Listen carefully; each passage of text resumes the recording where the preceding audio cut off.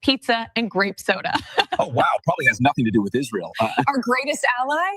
Of course not. Who doesn't like pizza? Exactly. John, break it down for us. Chloe and Michael, good morning. Let's just ask the FBI. How do you like your pizza and grape soda? Christian white ones only. As young as it gets.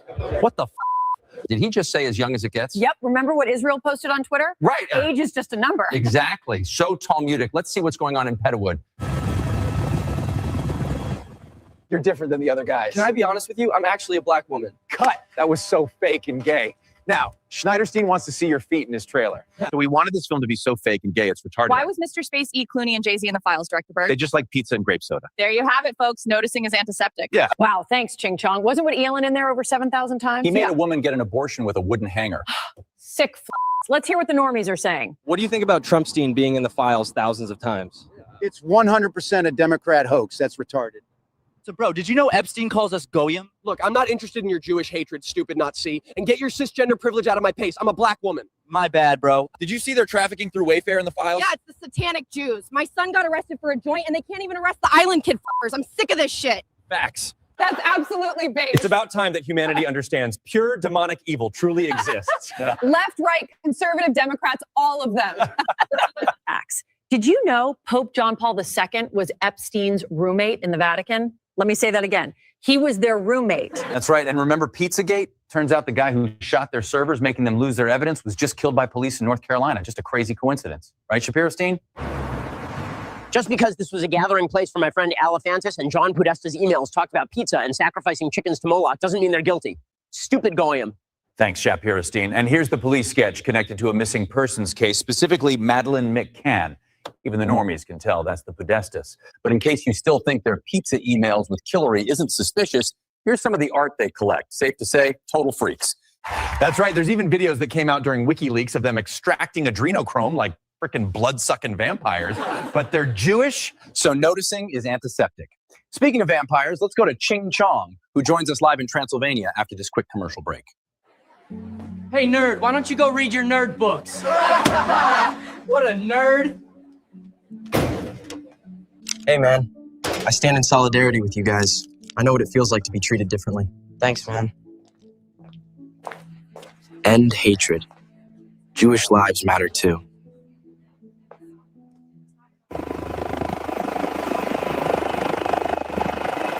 We're here in Transylvania, located in the heart of Romania, the same country that Erica Kirk had her orphan ring. And most people don't know this, but King Charles is a blood descendant of Vlad the Impaler, the real-life Dracula. Makes you wonder if we've been conditioned to think these bloodsuckers were just a myth. Even Dracula wore the Star of David. Not even kidding. Wow, thanks, Ching Chong. Do you think these people are like reptilians or something? Pretty sure they're descendants of fallen angels. Gosh. Maybe the Bible was accurate. It was. Yeah. Shut it down! What are you, some sort of Christ sympathizers? We put him on the cross for a reason, just like Epstein did to those innocent minors. Yes, exactly, Producer Berg. Doesn't the Talmud say he's burning in feces? Yeah, but he was Jewish, just like us. Yeah. Now, back to the goy slap. Whatever you say, Daisy. Thanks, Daisy. Just because Trumpstein would host pageant girls at Mar-a-Lago and measure them for their tightness doesn't mean he's a bad guy. This is all a Russian hoax. Right, Trumpstein? Did you read those new files that were published by the Department of Justice? I have a lot of things I'm doing, a lot of things I'm doing. I don't know. You mentioned two names. I'm sure they're fine. Good call, Trumpstein. How about that one where a victim alleged that a sheik gave Trumpstein his virgin daughter and Epstein replies, "I love when that happens"? Totally normal and allegedly nothing new. I think the weirdest parts were about how they would eat babies and extract adrenochrome while torturing them, but that's just me. I think it's really time for the country to get onto something else. Really. Now that nothing came out about me, other than it was a conspiracy against me, literally by Epstein and other people. But I think it's time now for the country to maybe get onto something else. What would you say to people like who feel like they haven't gotten healthcare justice, Mr. President? Something that people care about. Yeah, let's just move on to healthcare. Yeah, because that's definitely more important than politicians raping minors. Exactly. Definitely. Stu Peters, explain how cooked we are. These people are sick on both sides. Right before pedophile Trump was president, we had pedophile Joe Biden, the guy who was accused of child molestation by his daughter. Remember that? Fake news. Just because one or two presidents were into creepy stuff doesn't mean they all were. Just look at the beloved black one. Stupid Stu. And before we had Trump or Biden as president, we had Barack Obama, who was ordering up thousands of pizza and hot dogs. All of these people are sick. Shut it down, Stu. They like pizza and grape soda. It's that simple. Yeah, he may have admitted to being an Israeli asset, but if you bring that up, you're all fired. Jeez, he's so cranky. Yeah, poor victim. Didn't have his coffee this morning. Anyway, pull up file 1023. Should I read it? Yeah, go ahead. Okay, it says, Epstein was close to the former Prime Minister of Israel, Ehud Barak, and trained as a spy under him. End quote. Well, there you have it, folks. Noticing is antiseptic. Yeah. Let's get some insight from the Jake GTV investigation team. Insightful take. Let's see another email. It says, let the goyim deal in the real world while hedge fund investors get rich by betting on shipping prices through futures contracts. We're like their slaves. What do you think about the satanic pedos in the files? Dude, enough with the conspiracy theories. No! What happened? Dude, leave me alone. My player just got injured. I'm sorry to hear that, man. What do you think about Bill getting an STD from Russian models and slipping his wife antibiotics? Bill is ending climate change and stopping COVID. Racist fascist. What do you think about the files? You must not be a groiper.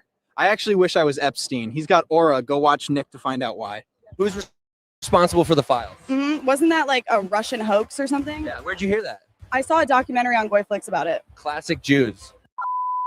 Shut it the heck down, Tom. Get your antiseptic, non-chosen ass back to the studio. You're going to read Anne's diary from start to finish or you're fired. Now, run the freaking commercials. We were promised this land by God. We didn't want to have to end the sand people. We had to do it because God said so. Time to flee to Israel. Would you believe me if I said it was Russia? Because it wasn't us, we promise. Black Rock. Because you're not chosen. Yeah, because the Israeli Jew totally worked for Russia. How are we even supposed to believe that? I can't. Back to you guys in the studio. You think that's funny? Because I sure don't. The idea that we would be even remotely involved in 9/11, Charlie Kirkberg, or Epstein would be utterly ridiculous. Now, back to the studio, and you stupid goyim better blame Russia or you're fired.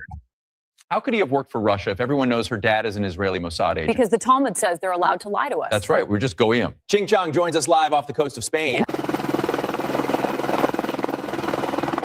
Thanks, guys. We're here in the Canary Islands, and the latest file drop exposed a dark secret. Jeffrey wrote an email about Robert Maxwell threatening Mossad for $400 million to expose the American intel he was sending off to Tel Aviv. Let's ask the police what they found. Well, we found no signs of a heart attack or drowning. The report does mention a small fissure behind the ear, so it was obviously Israel. Shut it the heck down. Get your freaking antiseptic butt back to America or you'll end up like Jackie. Now, back to the goislop or you're all canceled. Jeez, Producer Berg, calm down. He's so cute when he's angry. All right, let's listen to Tel Aviv Ted. Apparently, we're the bad guys for not liking genocide or pedophiles. We should have bipartisan agreement. How about we all come together and say, let's stop murders? How about we all come together and say, let's stop rape? How about we all come together and say, let's stop attacking pedophiles? What the heck? Is that taken out of context? No, that's pretty much the position. So what's going on with Jeffrey's wife in prison? Let's ask our investigation team for the facts. Did you know Ghislaine is the only inmate who gets to have a puppy in prison? Is anybody else sick of Jewish kid fuckers getting special privileges? We don't stupid goyim. Me mom was in the holly. Gosh, it must be so hard to be chosen. Thank you. Finally, you understand how hard it is to rule the world. Oh, I could only imagine the pressure you're under. Exactly. No. Now, Shapiro-Stein, explain to the goyim that the Epstein files have nothing to do with us. The Epstein files. There are none, apparently. Now, again, a lot of people were shocked by this. I'm less shocked by this than some. Okay, as far as the Epstein list, what I have been told by my sources is that there is no Epstein list. That basically there's a black book of Jeffrey Epstein contacts. Did he just deny the 6 million files? What the f is this then, dumbass? Or this? What is this? Explain. Explain. Okay, those tapes are just child porn. That's all. That's what they are. That's why the FBI is not releasing them. Those contacts, there is no evidence, according to the DOJ and the FBI, and again, that's public. There's no evidence that any of those third parties were having girls trafficked to them. Dude, how do you think those minors got there in the first place? Prince Andrew's literally standing over a dead body, and there's literal receipts from Wayfair. Dumbass. Gosh, Ching Chong is so base. Straight up. I wonder how Jenny's doing down in Venezuela. Oh, probably sipping pina coladas with her homegirls. All good, Jenny? What you want, gringo? I run this bitch puta. Try me and I'll gouge your eyes out. Who else wants a piece of this? Forget Venezuelan oil when you can have soybean oil with our new and improved Goislip Jr. Burger Supreme. Now with extra seed oils. Goislip Jr. Anyways, did you hear what Trumpstein said about God? No, what? Check this shit out. You know, Mike Johnson's a very religious person, and he does not hide it. He'll say to me sometimes at lunch, "Sir, may we pray?" I say, "Excuse me? We're having lunch." You know, the Oval. It's okay with me.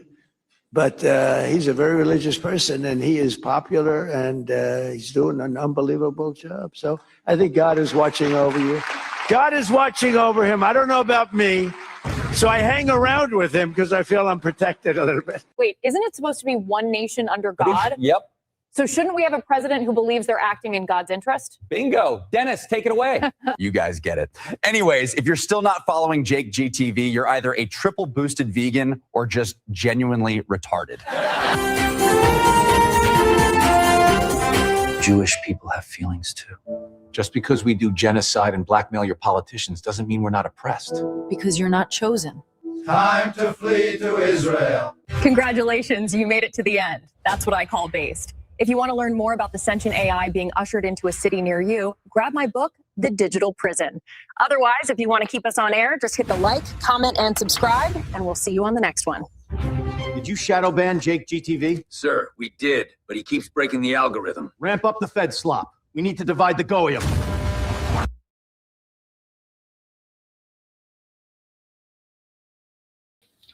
Hey, I don't know how he gets away with these videos, but that one's about 2 weeks old. I don't know if he's done any new ones, actually. Anyway, you know, one I thought I'd go real dark tonight. Cover some stuff that, I don't know, it's pretty topical, I guess. But, you know, this Epstein thing, I mean, this has been going on forever. Yeah, 10 days ago was the last one,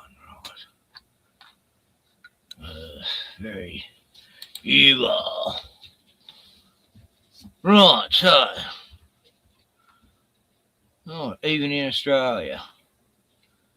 Let's look.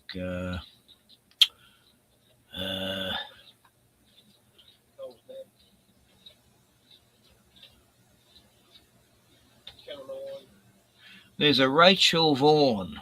Right, she's yeah, that goes for an hour and 22. That one. She says her father was Australia as Epstein. I'll get back to her and go back a bit long.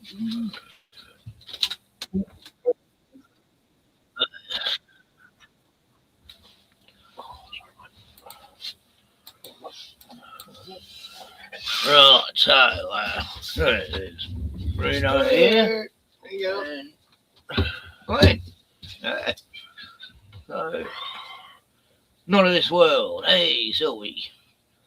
And that's it. I don't know. No one's been streaming today. Oh, except Roger. That's not Roger's stream. But, so, another sunny day.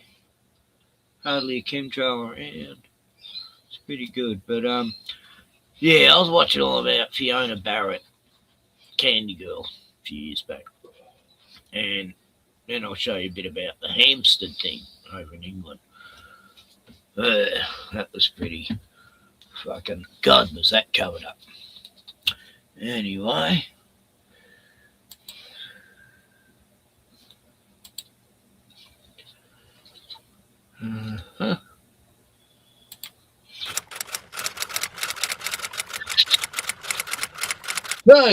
Extraordinary claims coming out of Canberra tonight, with a former Prime Minister allegedly on a list of suspected pedophiles.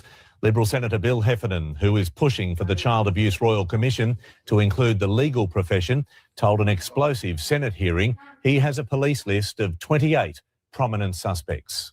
There's a former Prime Minister on this list, and it is a police document. And now I'd like to introduce to you Fiona Barnett, that's Barnett, who is one of the bravest people you will ever have the privilege to meet. Throughout my childhood, I was a victim of Australia's VIP child sex trafficking ring. For example, I was prostituted to pedophile parties at Parliament House, Canberra, and to an international leader at Fairbairn Military Airport. The people involved in this elite pedophile ring included high-ranking politicians, police, and judiciary. From the late 1980s, I reported my abuse experiences to multiple healthcare professionals, not one of whom adhered to mandatory reporting requirements. I reported to New South Wales Police in 2008. I reported to the Royal Commission in 2012. I reported to Operation Attest in Canberra. I made formal witness statements to New South Wales Police and have agreed to do more. I've reported directly to the New South Wales and Federal Police Commissioners and to the New South Wales Coroner. I have provided sufficient names, times, dates and places for authorities to investigate. My experiences were horrific beyond words. I witnessed child abduction, torture, rape, murder. But the way I've been treated for reporting the crimes I witnessed and experienced has been far worse than my original abuse experiences. Victims endure the most miserable childhoods. We then spend the rest of our lives paying for the crimes committed against us. Victims are constantly placed under excessive scrutiny. If we can't provide a precise time and date for something that happened 40 years ago, we're called liars. If we get emotional, we're labelled crazy. If we are vocal, we're just attention seekers. It's time to focus our attention away from victims and onto those responsible for the crimes against children.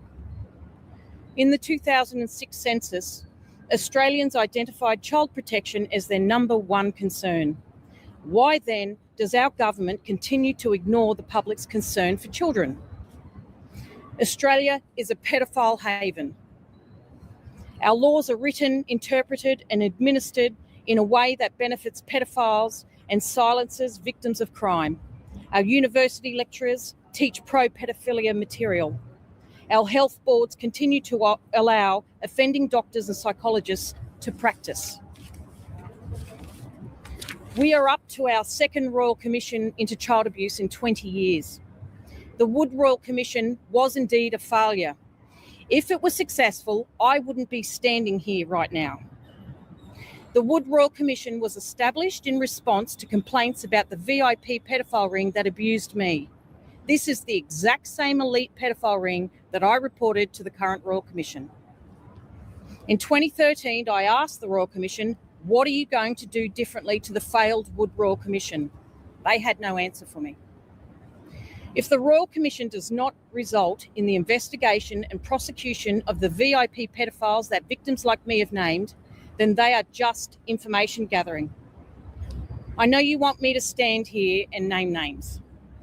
Yet to concentrate on the names serves to shift the focus from the entire reason I'm standing here. I have provided the names to the authorities.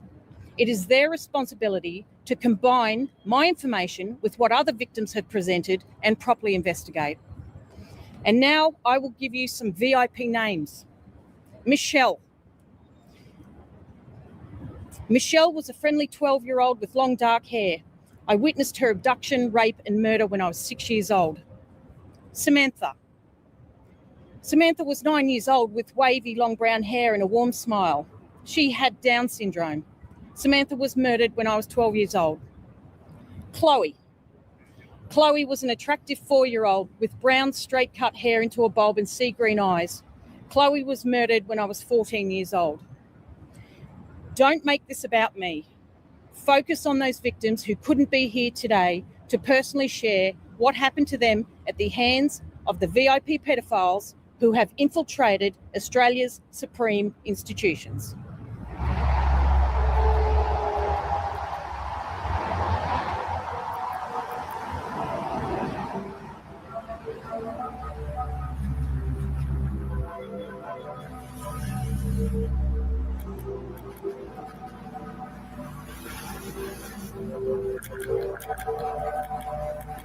She always used to have beautiful gardens. Flower gardens, full of flower gardens.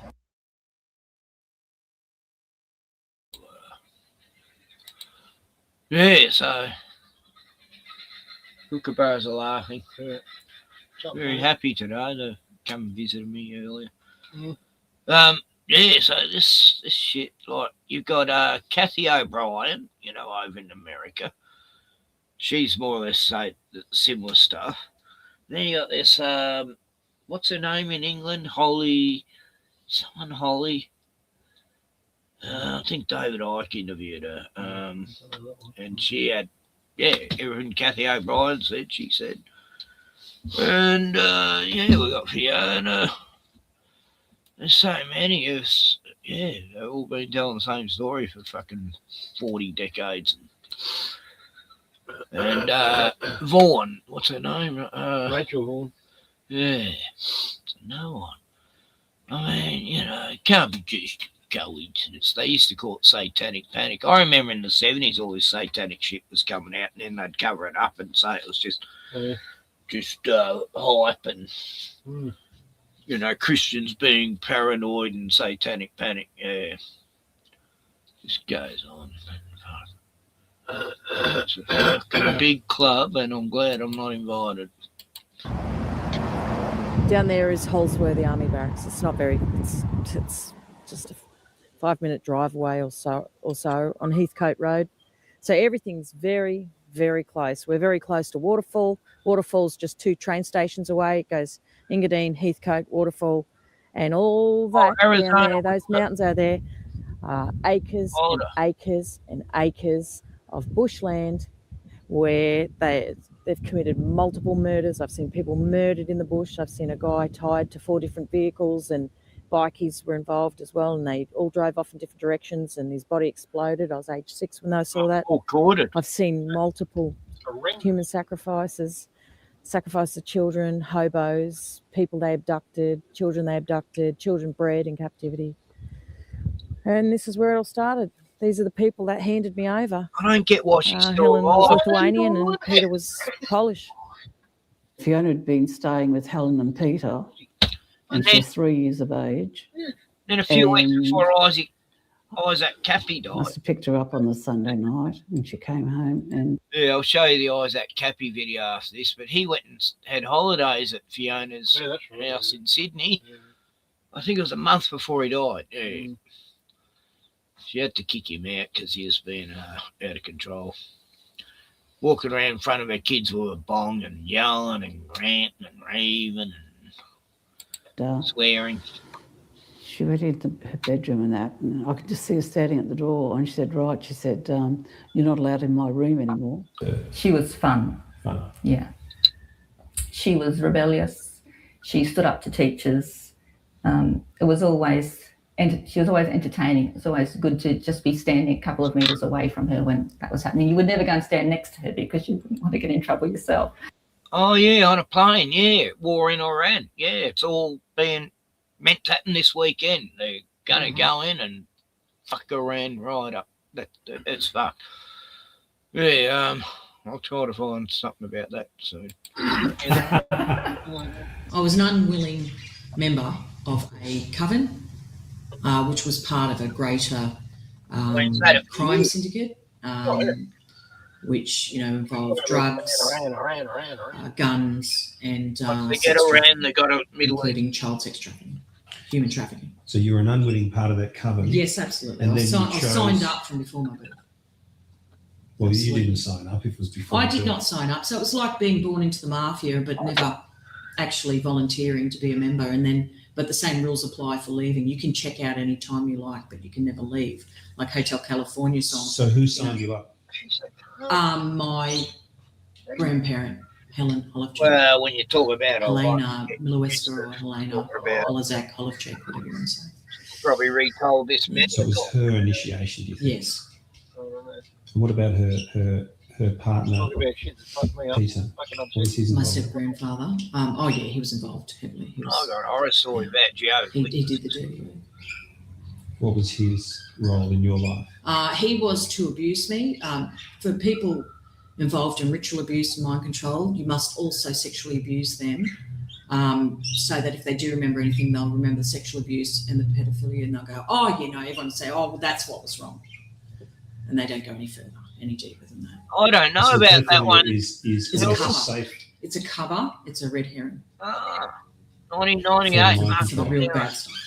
Not just mind control, the ritual abuse, the Satanism, satanic ritual abuse. She had this white hair, not blonde, but white hair, standing there amongst all the other girls, and she stood out. I mean, all of the girls in the photo, I think, were... Sylvie, do you mean that guy? Yeah, he was killed on the side of the road on a highway. I think they shot him dead, didn't they? Yeah, he was blowing the whistle on all the corrupt shit. Is that the same one, Frank Ackle? I remember in the late 90s, this guy was in government, was trying to expose shit, and they killed him on the side of the road, drive-by, on a highway. Oh, this one was killed at his home, so a different one. Around the same time, another politician was just knocked off on, yeah. Oh, there was one in Canberra that got shot in his fucking driveway. He was the fucking police commissioner or something. And that's when they were finding prostitutes being fucking dumped and shit everywhere because they knew too much. That was in the 80s. In the 90s. Quite attractive, but Fiona stood out because of this white hair, and she looked angelic. Yeah, back in those days, beautiful looking girl. This is a house of horrors. I was abused in this house from when I first stayed over here. I was left here alone with what I thought were my grandparents from the age of, Hey, Aaron. almost 2, I think.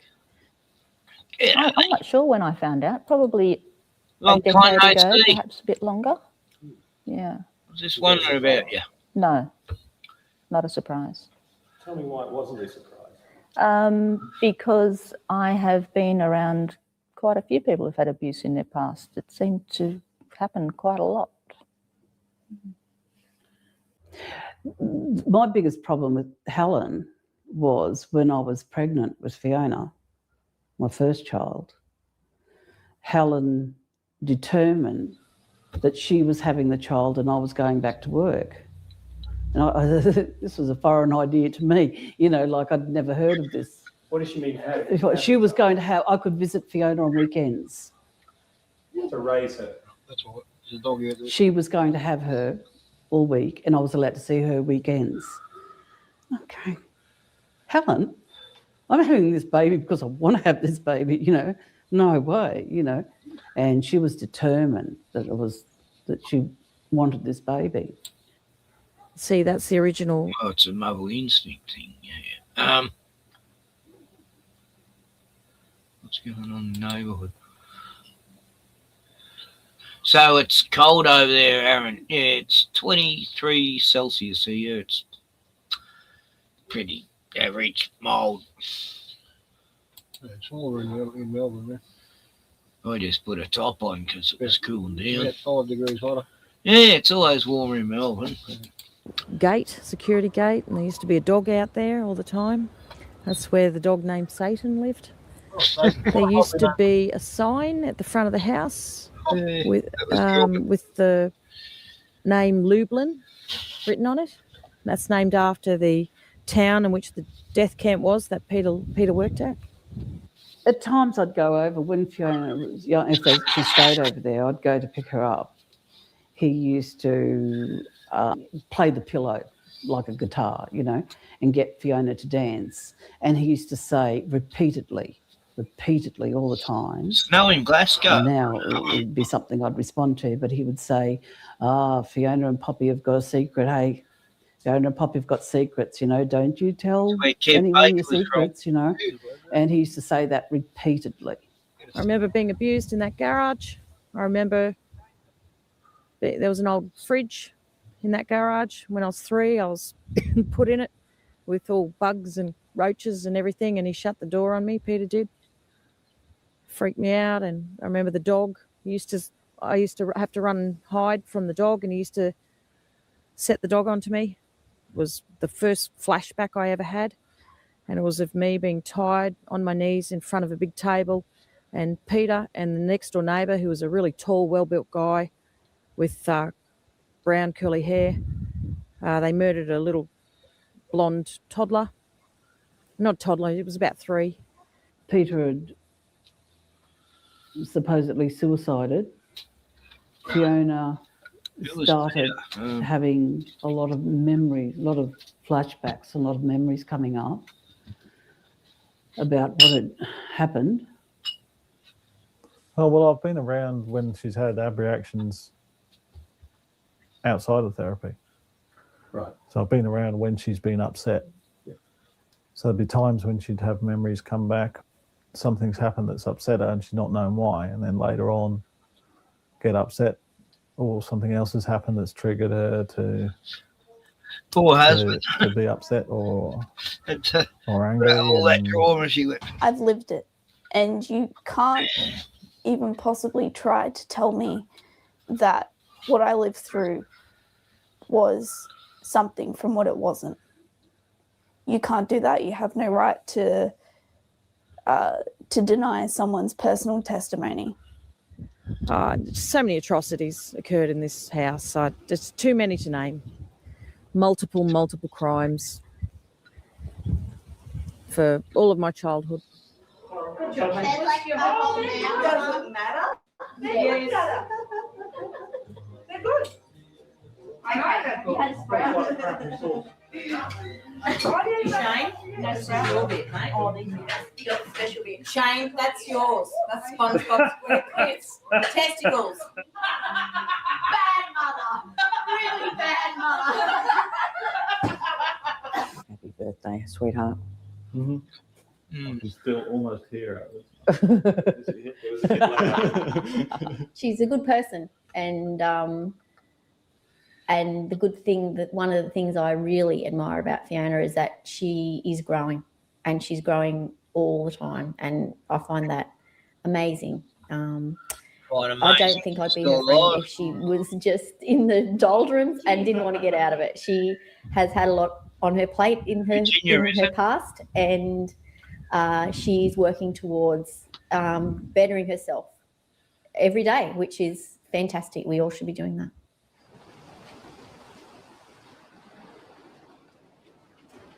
This is all spray painted fresh paint. This is your walkway. And this is fresh. This is since we were here a year ago. Cash, come and check that there's markings as we'd expect here. I think there is. There seems to be a path. It wasn't difficult to believe. It was just new. So you believe? Do you believe Fiona's descriptions of her past? Yeah. Lost the paint markings, haven't we? He's got. Oh, what do you reckon? Do we just follow the path? Yeah, solicitor. This way? He looks strained. Mentally. Well, stop talking about it. I haven't got a choice. Oh, bro, This place, there's graves everywhere here. It just goes for ages. She isn't doing any. She's not motivated for her own gain at all. She is always motivated for the greater good, for social justice, for helping people that might need help. She ends up in the mess of someone else's life so often. You know, the things that really matter about someone else's life. She's only just met the person and she's suddenly bought in and she's involved and she's helping them and she's advising them and what have you. Without Fiona, none of this would have come to fruition. Fiona, I could never thank her enough for what she's done for me and for my son. For my son especially. You know, I'm an adult and you... See, I know what it's like to be a cult buster, and it sounds like she's sort of doing a similar thing. And yeah, that's hard work. I don't know. Like, wow. You don't know what, like people who go through all that shit can remember things differently. I don't know. You can pick and choose. But it's just too coincidental. Your friends when you're older, but when you're a child, you trust everybody. And that's hard as a parent to put somebody in front of them with such a big thing that's happened to them and expect them to trust again. Well, with the Gary Willis, it was, she couldn't sleep. She knew it was going to be trouble going into that, but she couldn't sleep. And, she felt she was being asked to do something about it. This particular teacher and a second teacher used to get these 13-year-old boys who are quite big. She had Down syndrome, this girl, and used to get the girls on the floor and get the boys to stick sticks up their vaginas while they masturbated. And that's partly why I admire my mother so much, is because she chose not to deny it. She's intense, she's honest, selfless. I just noticed living with intensity. That's what it is. It's living with intensity in the flesh. In a way, her therapy and the healing she gained from that, it definitely eased a burden that never should have been there in the first place. Now there's a difference between the intensity her personality caused, and that's just her personality. That's never going to change. I was 8 when I was brought here. We were brought here in the daytime. I don't like being here at all. I'm very stressed at the moment. Brought here by my Lithuanian grandmother, Helena Miloweska or Holovchek. And we waited for nightfall. We got off at Waterfall train station, I believe. We were met here. Dr. Mark, Leonis Petruskas, was here, the red-headed mistress or partner or whatever of the Engadine policeman. My uncle David Holozak, my father's younger half-brother. And there were at least 2 other people here. There could have been 6 to 8 people looking down on me. I was right out of my depth. Right out of my depth. Absolutely. This is probably the worst memory from my childhood. I looked in the grave and there was a partially decomposed. There was a body of a partially decomposed, light-haired person. It was at least shoulder length, blondish, pale coloured hair. It was half decomposed. There was maggots. So it was fresh. It's a body that my perpetrators had put in here and prepared. You know, here's one prepared earlier. It was all ready to go.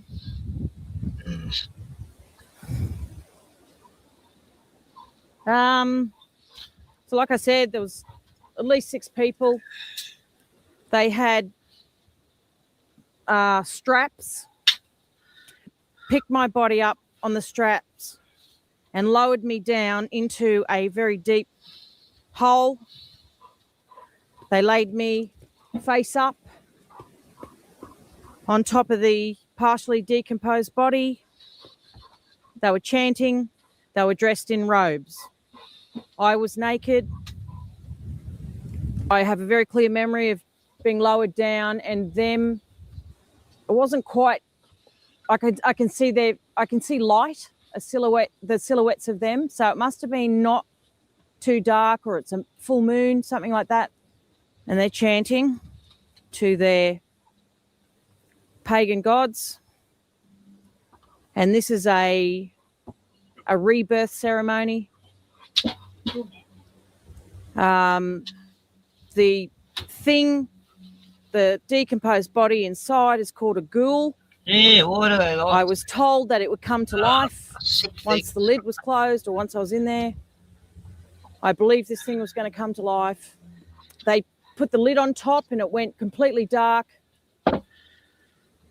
And I thought this thing was then grabbing me and suffocating me. I was screaming my head off. I was screaming as much as an 8-year-old could scream, as loud as I could scream. I was screaming for God. I was screaming, Jesus, help me. I was terrified beyond words. And I exhausted all the oxygen in there. They left me in there too long. They didn't mean to do that. And I died. And I woke up in the emergency room of Sutherland Hospital. The room was tiled from floor to ceiling in pale bluish tiles. I was on a metal slab. There was an old oxygen tank, a big oxygen tank in the room. There was a big light shining in my eyes. There were nurses in shower caps. And one nurse, and I had a mask on my face, and one nurse said to me, "We nearly lost you." She was very warm. And then she said, "Mummy's here." And oh, my heart leapt. I thought my mum was there. I could see the door to my right. Wasn't Mummy. It was the red-headed witch that had helped lower me in the grave, the lover of Leonis Petriscus, and I don't know what she was, whether she was the wife or whatever of the fat Engadine policeman. But she was a slim-built woman with very red hair, long red hair, and she had a black crucifix on a gold chain. And I remember looking at her and just thinking, that's not Mummy. But I couldn't say anything. And then Dr. Petriscus, or Dr. Mark, as I was made to call him throughout my younger years, released me into his care. And I was taken back to Engadine. I was taken back to Helen Holozak's house at 14 McAllister Avenue, and I was in there. And I remember being sitting in a chair, and I remember Leonis Petriscus just freaking out and pacing the room and talking in Polish or whatever, another language, to my grandmother, and they were all panicking and freaking out. And then I remember him subjecting me to unethical hypnosis and trying to make me forget the whole thing. And I remember I had a near-death experience during this. I went through a tunnel, and there was light at the end of the tunnel. I painted that tunnel on my bedroom wall at 40 Aringo Street, Budgewoi. when my mum and brother and I did a mural on my bedroom wall, and I painted the tunnel, and I told my mum that's the time tunnel, that's the Doctor Who time tunnel, and I knew it was the tunnel that I'd gone through when I died. You know, for those who say I'm making this up, live it and then tell me I made it up. I want to go now. It's a lovely, happy place. The ultimate thing was my children, nourishing them, helping them develop and all that. And that's why it seems like such you know, like a contradiction in that, you know, people, how did you let that happen? If I didn't have that strength and the Lord, I couldn't do it. You couldn't do it. It's too bloody hard, you know, to get up and keep going. It's like Fiona's still going, you know. The girls, you know what they've had to deal with. And it's not finished yet, you know, but what they've had to deal with, you know, you've got to get up and keep going. You've got to get up and keep going, you know. How can a human being go through what I went through and survive it and get, you know, Steve kept saying, I can't believe that you can do this. I can't believe you can do this. And I'm like, well, neither can I. I would walk on my, first when I was young, Peter would walk me, I'd walk on my own to... People used to say that to me. Well, Ken, how do you keep going after everything you've been through? What else is there to do? You just keep going, you know, like, what the fuck? Later on to Dr. Mark's house, but there was another house as well. And I would walk, I have vivid memories of being walked up this road by Peter and getting to the end of this road and turning left. And down the end of that road is Engadine Boys Town. It's just, you just turn left up there and Engadine Boys Town. You turn right up there and go around the corner and you got Dr. Mark's or Leonis Petruscus' medical centre. This is where Leonis Petruscus worked, Dr. Mark, Melov. Every person employed at this medical practice in the 70s and 80s were involved in the ritual abuse of myself and other children, and crimes and murders and covering up murders and writing false medical reports to cover for the crimes that they committed for the Sutherland Shire and especially around Engadine Waterfall area.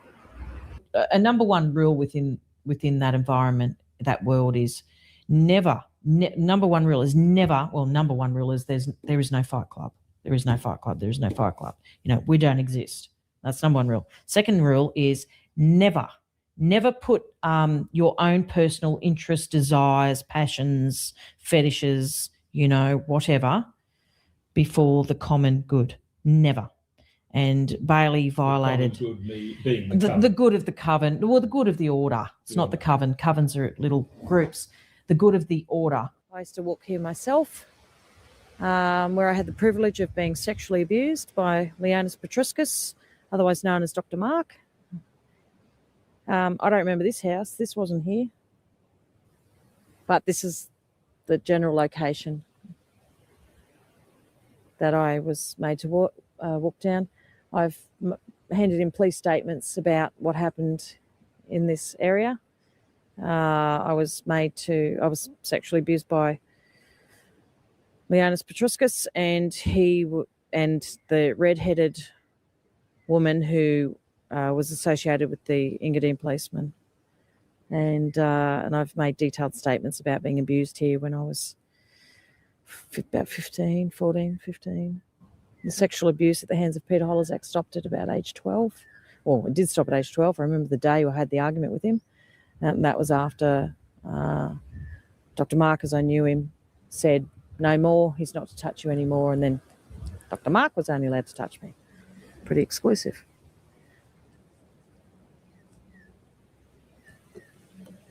I was rather, I thought he was so young. I thought he was about 32, 34. I can still remember. And he was a very slight man. And, but what really stuck in my head was that she called him Dr. Mark, because in those years you didn't ever speak to a doctor by their Christian name. Not only as her friend do I believe her, but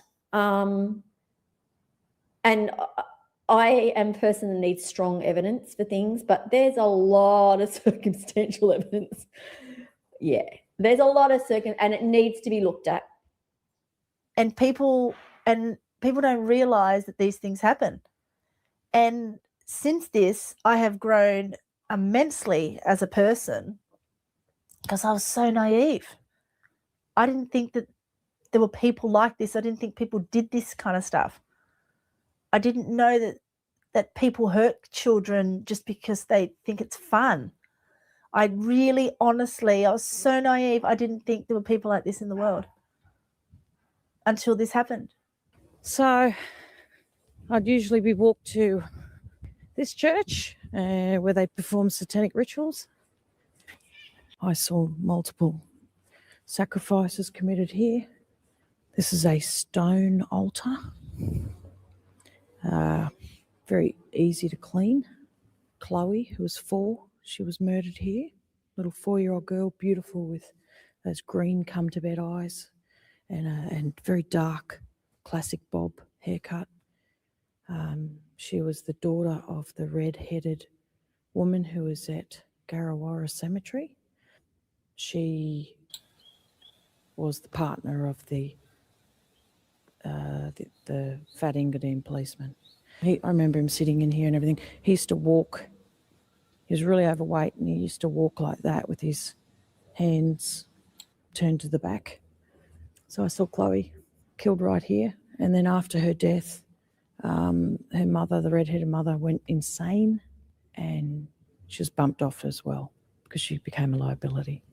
Father Evans, he was convicted for pedophilia and he was connected to this place. So it was nothing for me to walk, to Engadine Boys Town, Australia's first boys town. The original Engadine Boys Town.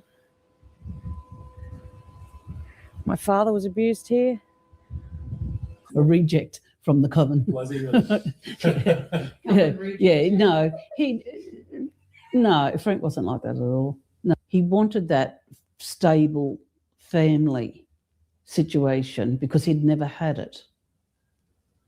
He only knew abuse in his home. He was so badly treated that he used to roam the streets all night until his mother came home from on the last train from work and meet her up at the station. So he had no home life to speak of. He was quite normal until I think he started working with acid and cleaning houses with acid. And I think that has a toll on your liver. And then he started drinking. And that has a toll on your liver. And he just became violent. And he hung around the Malat family, as we said, which I didn't know about till my mother's interview. She said that wasn't Dad, that was, what'd you say, the devil inside. Yeah, yeah. And that's what it was like. It was like something had taken him over.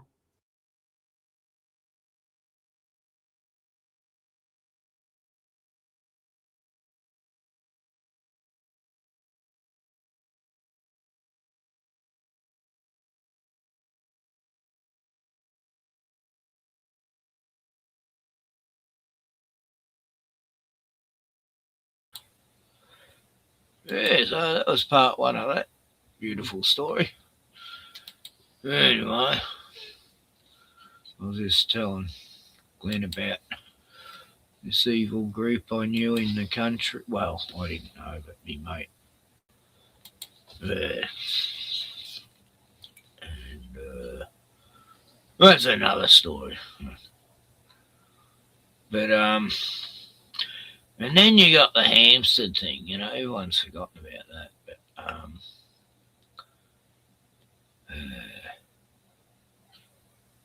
which one? Catherine Holly.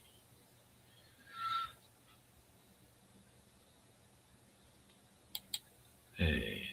story so dark, it would eventually... I started to notice. Right, here we go. Okay.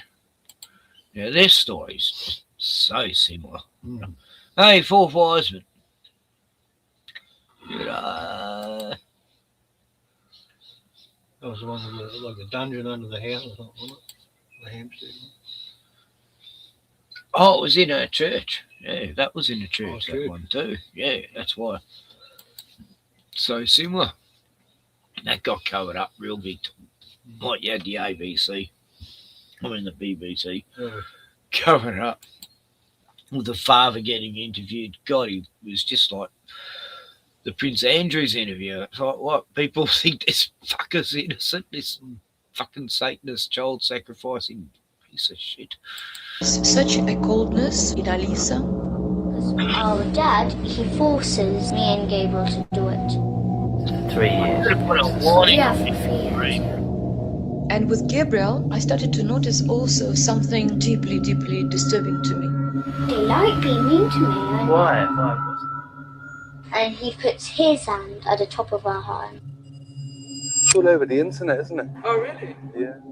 Shocking, true story of parents and teachers at a British school who were wrongly accused of being part of a satanic paedophile cult. Hang on, which channel's this? The Western Lighthouse, 384 subs. That's not that many, really. Yeah, I think I should be right. Oh, well. Find out, I guess. I'm sure one of me copyright strikes are gone now. I don't know. And my dad made up a really strange religion. Okay. And then we kept talking, but he would... Anyway, this show is for adults only, a very disturbing subject matter. Viewer discretion, blah, blah. I didn't make this shit up. This is just what's happening for many a year. They have like a glaze over his eyes, the eyes that don't see. Remember how, but I found out that the police were looking for me. Why didn't social services get in touch with me? You think you'll pass the test? Let's see, let's take it. What did the police say to you that you'd been accused of? You laugh, it's all over the net, isn't it? She was speaking 110% truth. It said, I'm the leader of a satanic sex cult. Just have a couple of... Just wait here for us, is that all right? Gabriel was telling me that the whole school's in on it. Yes, whole school is. Oh my God. I don't want to be a killer anymore.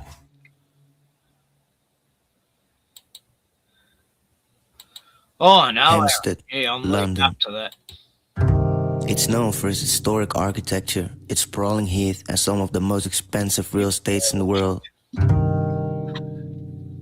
It is one of the last places you would expect to find the epicenter of a story so dark, it would eventually travel across oceans and fuel years of legal warfare. And we would like to get to the bottom of all this, really. But what do you do when you end up in the middle of this epicenter? What would you do when your kids...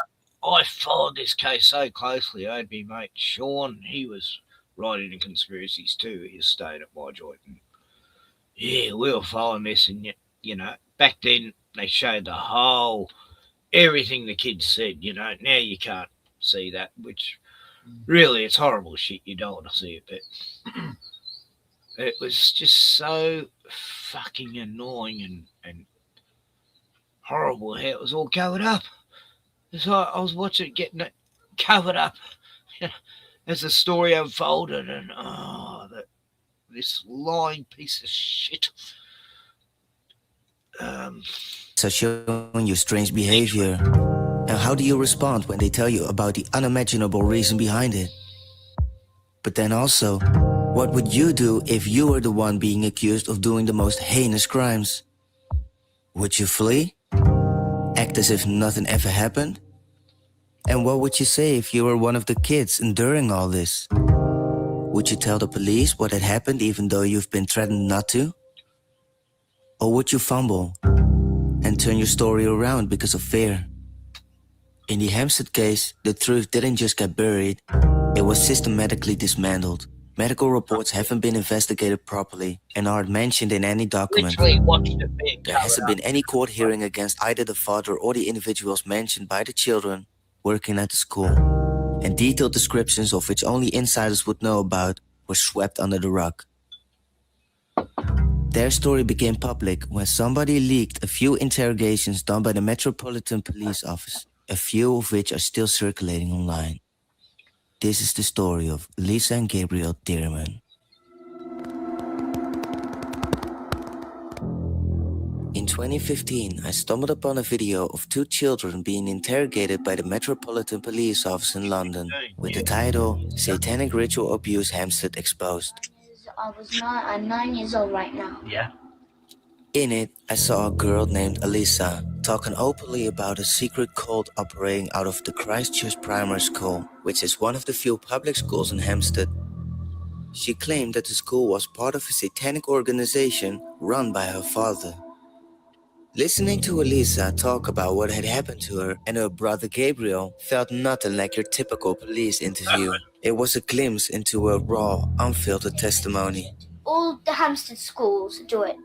To this day, I still remember the chilling specificity in their voices. The way they described locations and people with a detail that felt too consistent for children. I know, when you're watching it, you know these kids aren't lying or making up shit. It was just like, they were just talking about it so naturally and more or less what that was. Oh, fuck, it was obvious these kids weren't bullshitting. Their age to invent. How they spoke in a matter-of-fact tone about secret rooms and corridors that shouldn't have existed. The more she kept talking, the more unsettling it got. To us, he kills babies there. She even went on by saying that the organization not only included her own father, but also the teachers at her school and some local religious leaders. In our school, she injects the child or baby. It wasn't necessarily the people, places or rooms she was talking about, but it were the physical details in her statement which the police and press never mentioned, even though they could have easily been investigated. For example, they told about birthmarks and tattoos on adults, on intimate places. Yeah, this case sickened me, you know, just like the Fiona Barret. It's easy to find out if they've got birthmarks, tattoos. I know. They just had to say, okay, you know, the girl says he saw your tattoo on your ass or your privates, and we just got to get a photo to prove not. Yeah, that it's not you. They never did any of Didn't that. investigate. But Sylvie's right, you know. They want to traumatise the public to work towards an end goal. They won't do a damn thing about holding anyone accountable. Make an example of a few here and there.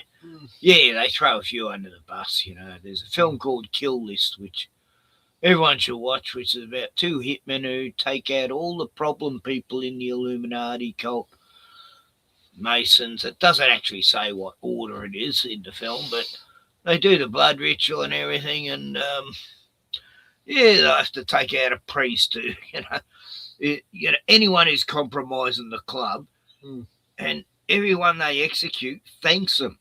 They go, "Oh, thank you," and then get shot in the head or beaten to death. Like they find a guy who's making child snuff movies, and yeah, they get a hammer out and just smash his head in like that. It was the most horrific. God, that scene looked real. But yeah, Kill Listeners. It's like I hadn't seen a film that disturbed me as much since The Wicker Man. It's, you know, still one of me. Wicker Man's fucked up. Oh, it was great. There's never any violence in the film except at the end when he gets burnt in. Oh, Burning Man. I'm thinking of Burning Man. Sorry. That was Nicolas Cage. Oh, no, you didn't see that bullshit version. Oh, Yeah, I saw fuck, that was horrible. Yeah. That was the worst shit movie ever. Was that called Wicker Man? It was Wicker Man, wasn't it? Yeah, they did a new version, you know, that was like, fucking. Oh, the other one was from the 70s. Oh, when I watch it, I go, no, stop it. This is fuck. This The is original one was the 70s. Yeah. It's like, was it Donald Pleasance or something? Wasn't it? Who was the actor? Christopher Lee. Eh? Christopher Lee. Oh. And that beautiful, what's her name? Oh, yeah, hot chicken. It was like early 70s, eh? Way back. Britt Eklund. Yeah, Britt Eklund. Oh, she was a stunner. Oh, God, you see her fully naked in that film. Oh, yeah. She's hot. Swedish Anyway, Swedish no, country. Wicker Man was still one of my most favourite horror movies because it didn't rely on violence or blood and gore, or just relied on atmosphere. You know? Yeah. And it was very creepy. But no, they want to corrupt us. They want to make us dwell on horrible fucking filth shit that these evil people are doing, and the evil people get off on it, destroying people's innocence. And that's what Netflix is for. That's satanic, you know. That's what it's all about. Satan wants to corrupt, you know. And there's no way this is fucking bullshit, you know. Oh, they normalise it. Yeah. Jimmo. Jimenez. Anyway, let's get back to some dark shit. Whole world lies in the power of the wicked one. I fucking look. John chapter 1 John chapter 15. Anyway. The whole world lies in the power of the wicked one, and this proves it. This is which children simply can't make up out of thin air. Hang it upside down. She talked about a samurai sword and how you can hang somebody upside down with using nothing more than a rope. She talked about how she nearly decapitated a baby with the help of her father, just so they could quote-unquote spill the blood of the baby in a wide bowl on the floor. On the wall, because there's this little... The cars, the streets, everything was brought up, yet the video, as far as I remember, didn't even gain more than 10,000 views. Well, I was one of them. And so I start digging, first on YouTube. I find a couple locals picking up on the matter, one of which got to the school himself, filmed it, and put it on YouTube. It's all over the internet, isn't it? The video displayed a strange interaction between the one filming and some of the staff members of the school. 200 kids, isn't there? But then I kept looking further, but couldn't find anything about the school's rebuttal. There were no statements made of the school denying the claims of the children. There was no transparent investigation into the facility and no televised press conference to clear the names of the accused. It was 2014.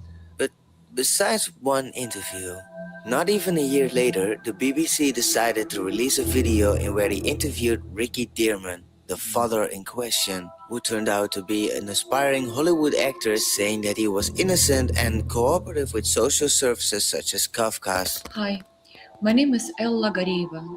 Then there's the mother, Ella Garieva, who initially brought the issue to the police. She fled the country. To the media, it looked like an admission of guilt, the flight of a woman who had successfully coached her children into a frenzy. She eventually lost custody and with her new partner resided somewhere near Morocco.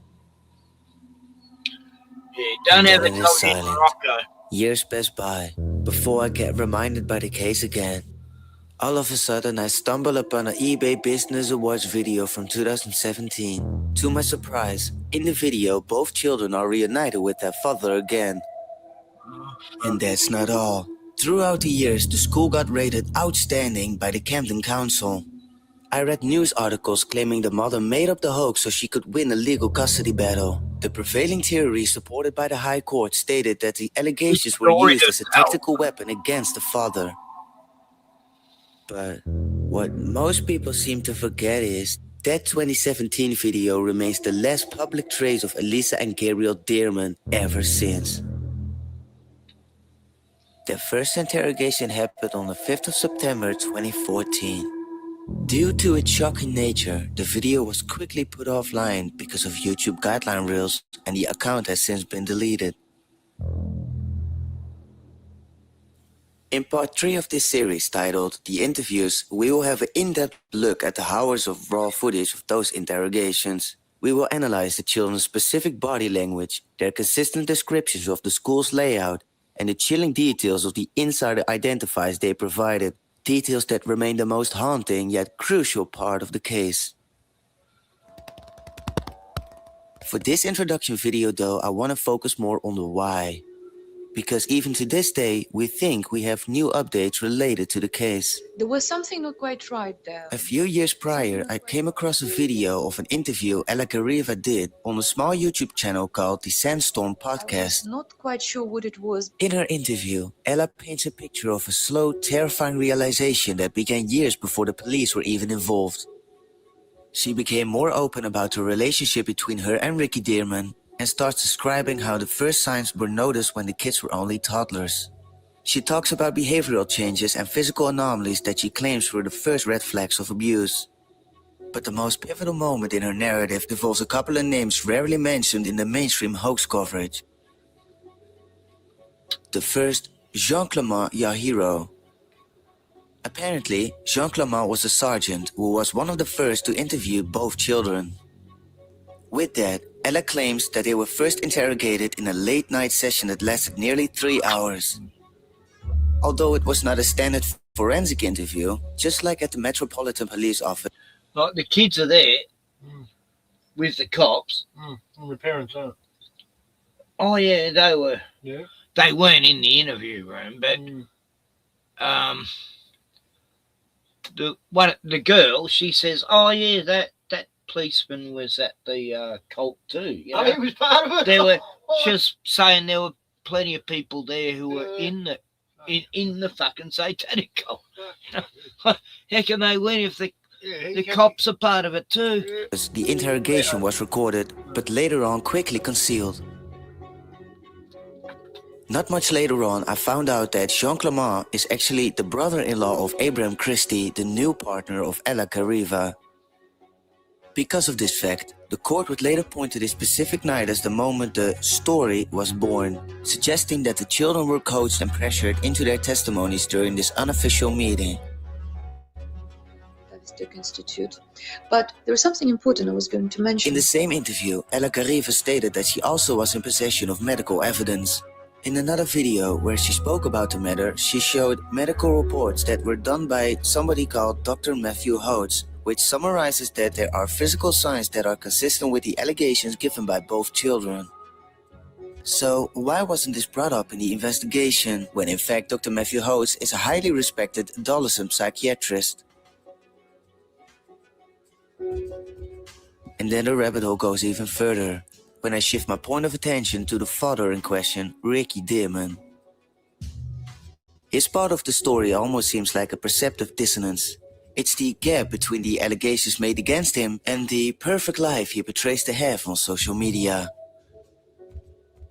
The aspiring actor with a footprint in both London and Los Angeles, Dearman's career never quite reached the height of Hollywood success. He seems to appear in a couple of low-budget films, including one short movie called One Bullet. Directed by Christopher Krueger and released in 2017, Ricky Dearman starred as the protagonist in the film. However, the film never gained widespread attention and quickly went unnoticed. A few years later, I stumbled upon his personal YouTube channel. To my surprise, it highlights a massive contradiction. For a man who claims to be a protective father, his digital footprint is focused entirely on his own victimhood rather than the well-being of his children. Almost every upload has a detailed description of how he's being falsely accused without ever mentioning Elisa and Gabriel's growth or recovery.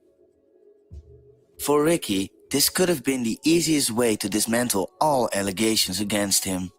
Instead, Ricky starts posting videos of him cuddling elephants at the elephant sanctuary with captions such as "Love all animal people."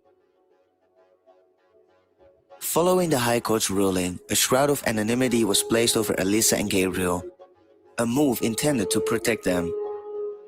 But then there is that eBay Business Awards video from 2017. A video that has since been scrubbed and re-uploaded by third parties shows Ricky, Elisa and Gabriel being celebrated for a business called Wonderful Slime. Around the same time, both kids should have been approximately between the age of 12 and 13 years old. Although the narrative was presented as heartwarming, the business itself didn't make any sense. What stood out the most in the video was how they changed Ricky Dearman's name into Gab Williams, and how the children who were supposedly the founder of the business didn't say a word. And then, what about the school in question?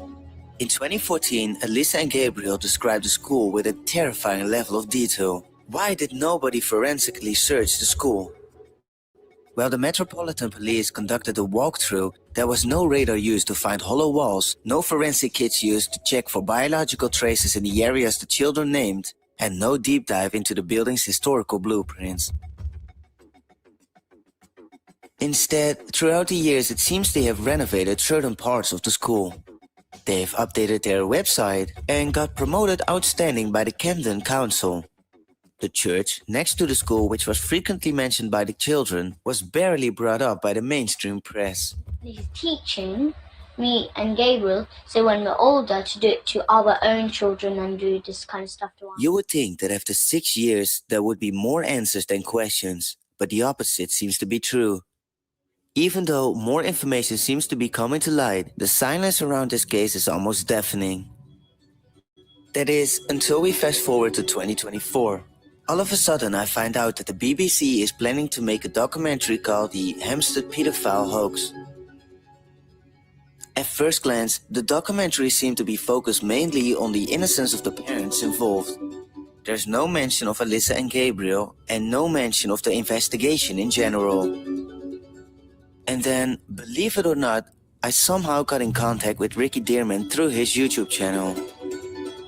It seems he responds to a few comments I placed under his uploads, in which I invite him to talk. Interestingly though, the first thing he points out is that the people making these allegations are 100% liars and that he will prove his innocence in what he calls the next documentary.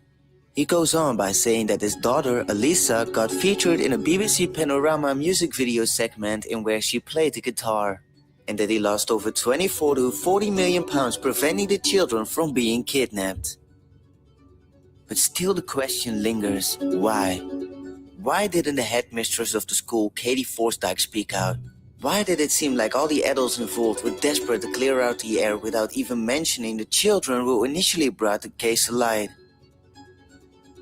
When a case like this is ruled a hoax, you would expect the narrative to shift towards the recovery and healing of the children who were allegedly tortured into lying. But in the Hampstead case, the opposite happened.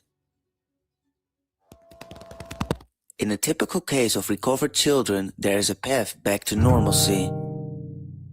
However, in the Hampstead case, there was a path back to invisibility, it seems.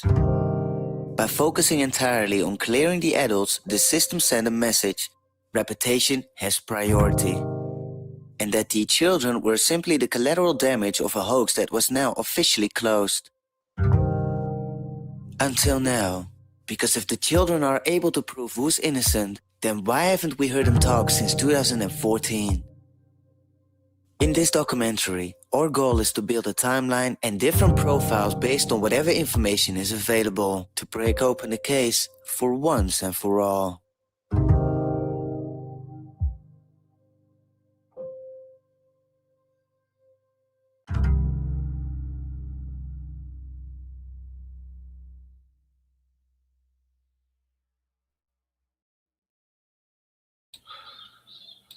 Yeah, that's what pissed me off. They got given back to their dad. Yeah, they would have been brainwashed back into the whole satanic fucking ritual shit. And, wow. It's heavy shit. But it's a lot like the stuff Fiona Barret talks about and others. And I think there's a lot to it.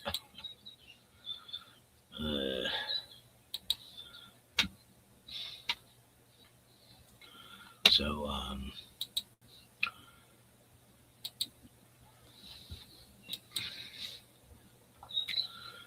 just checking out history.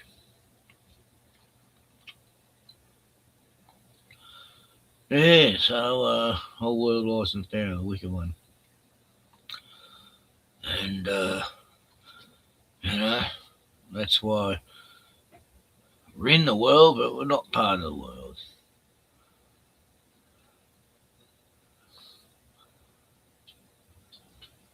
Okay.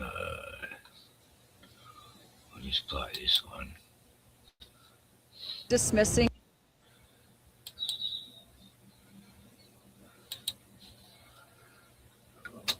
just a little bit more on that story, and then I'll lighten up with some epstien.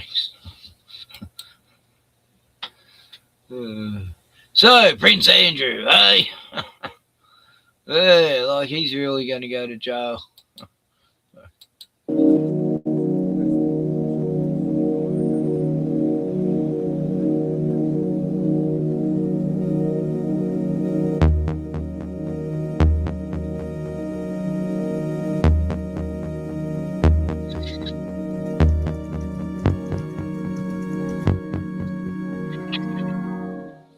When we do go on the streets and talk publicly, we hammer home this statistic that one child is taken from its family every 20 minutes in the UK. Belinda is a Mackenzie friend assisting parents in court who face losing custody of their children. Each case is decreed by a single judge without a jury. Other volunteers and supporters have come to Belinda's home, where they meet once a week. They don't qualify for legal aid anymore. Justice Secretary Chris Grayling, he abolished all that. We stand outside the Royal Courts of Justice every Monday, and we meet lots of people, don't we, who ask us if we will go in with them because they're totally unsupported. So these are very emotionally depressed and upset, aren't they, the people we meet outside there? Many with children taken. And we've had their children taken and they're at rock bottom. You know, from my perspective, if parents are considered to have done something so serious that it warrants their children permanently taken from them, either for forced adoption or fostering, then it needs to be held in a criminal court, surely. This crime report that we're about to put into the police stations this afternoon. And then this is a petition to the police for people to have the strength and courage to sign the petition and build up a sort of a body of people within the police who will take this case in a proper way and investigate properly what's gone on here. The Hampstead case became national news after a judgment was made that a mother and her boyfriend forced her children into making false allegations of satanic ritualistic sexual assault and murder committed by an entire community. Belinda supported the mother throughout the case until she and her boyfriend disappeared from the UK.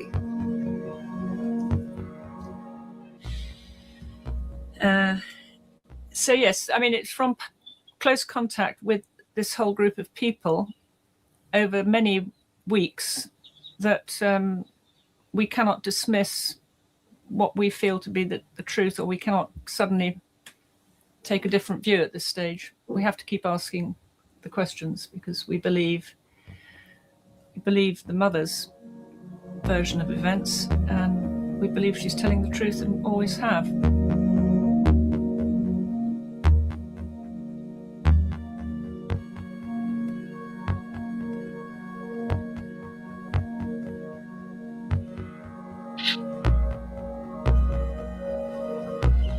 I first met Belinda outside the church, at the centre of the alleged satanic acts, where I saw other people wishing to spread awareness of the case. We believe them, and we would like just to get to the bottom of all this, really. You know, we have a situation here in the UK that children who reported rapes and sodomy and murders and cannibalism of babies in this church and that school and 7 other primary schools and nursery schools in this area have been kidnapped, and now they've been made almost to, you know, forced into saying that they made it all up, and the boyfriend is a hero, you know.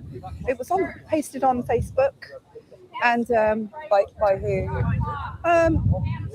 Well, one was sent to me through a Facebook friend, and the first time I looked at it, I wasn't sure, you know. And then another one came through, and then another one came through, and I was convinced these kids got something to say. The mother posted video testimonies of her children describing detailed descriptions of sexual assault and graphic crimes. Due to its presence online, more details of the case has been reported on alternative media. In the medical reports, it says there are signs of sexual assault. If you have a doctor saying sexual assault, you don't close the case and say, clear the father. What you do is you investigate the sexual assault aspect instead of closing the case, dismissing it as child fantasy. As in the videos, the children describe members of the church as part of the cult. The campaigners film the public as they leave their Sunday service.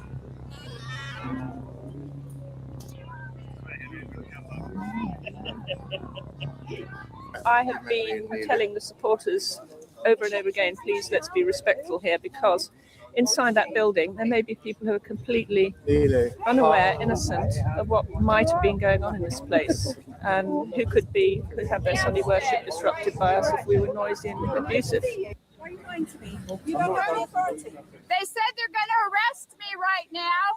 You've been shouting abusive things, saying that people were fucking their children. Yeah. It's been caught on body-worn video cameras by the officers at the scene, and your arrest is necessary so you can be interviewed about that matter. Christine and Nilu spent Easter holiday weekend incarcerated. Belinda arranged supporters to meet away from the church to have a picnic with other anti-paedophile campaigners. I suppose conferences, I like listening to speakers and then following up my own research, from the internet, their websites, YouTube's, Vimeo. Lots of the alternative media is amazing. I mean, this is just one, UK Column News. And then basically looking at as much as I can and then trusting my own intuitive feelings, what you call your gut feelings, and also your feelings from your heart. The thing about the alternative media is how much information is, how it's been manipulated with disinformation. Oh no! Oh, Belinda! Run! The winds of change. Understanding who you truly are is one of the major keys to understanding the perception of the world, because by understanding who you are, you then have an understanding of why you are experiencing this reality. The case was still attracting handfuls of campaigners at the church, all with a common view that the state protects those in power despite the severity of their crimes. I came here with a specific purpose to inform police that there is no justification under the Official Secrets Act for stopping investigations into paedophiles. On the contrary. The mainstream press and media and what you might call the mainstream part of the public haven't really taken into account the huge growth in this alternative community that mainly communicates and does whatever it wants to do through the medium of the internet. There are some critics from the alternative media. The editor of Wide Shut sent a recording of his views. In this case, in the Hampstead case, it wasn't really a problem with the source, because it was a YouTube video of the children. It was more of a problem with people not thinking critically about what they were watching. If you entertain the idea that there's a satanic cult, and then you find a forum on the internet where other people believe that there's a satanic cult, and then you friend each other on Facebook and you start sharing stories about the satanic cult, eventually that is going to become your reality. You end up being in a cult of people who believe there's a satanic cult. Regardless of us, it's not to do with us. It's, we're just, if you like, the whistleblowers, the messengers, the people still asking awkward questions. Why has this man not been turned in and investigated properly? Have you considered removing the satanic narrative from the campaign and focusing on... Well, we have to. Yes, we do have to. If we go back, I'm giving it a bit of time to sort of quieten down again. And then, yes, we can't. It's not something you can campaign about.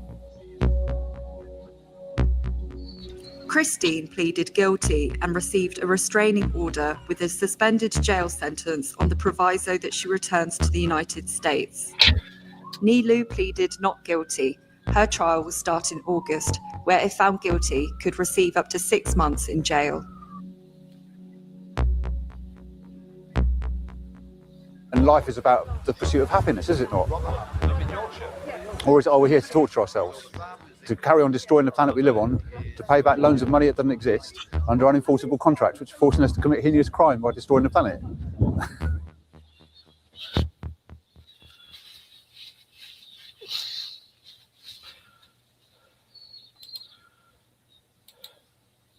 Yeah, so that happened. Yeah, pretty fucked. Oh, God. Biff goes back to prison. Pentridge.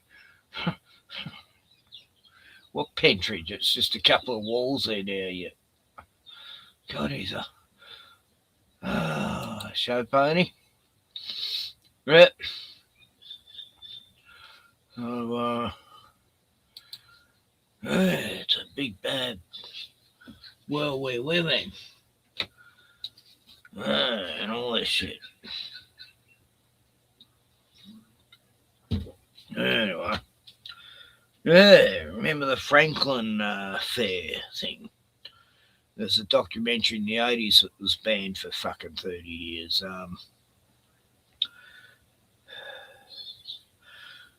The Untold Secret. No, was it something about secret? The Biggest Secret, or oh God, that uncovered everything. That 80s documentary. I saw that around the same time as this. About the Franklin affair, the boys' homes and boys' town, and fucking. Yeah. It was like a black Jimmy Savile guy who was sort of running a lot of the show. But Glenn's out there probably watching car videos. And let's see, what was I looking for?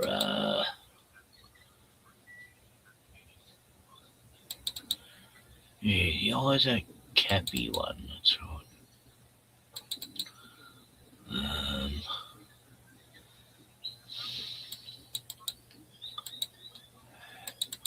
God, me mouse is totally whacked.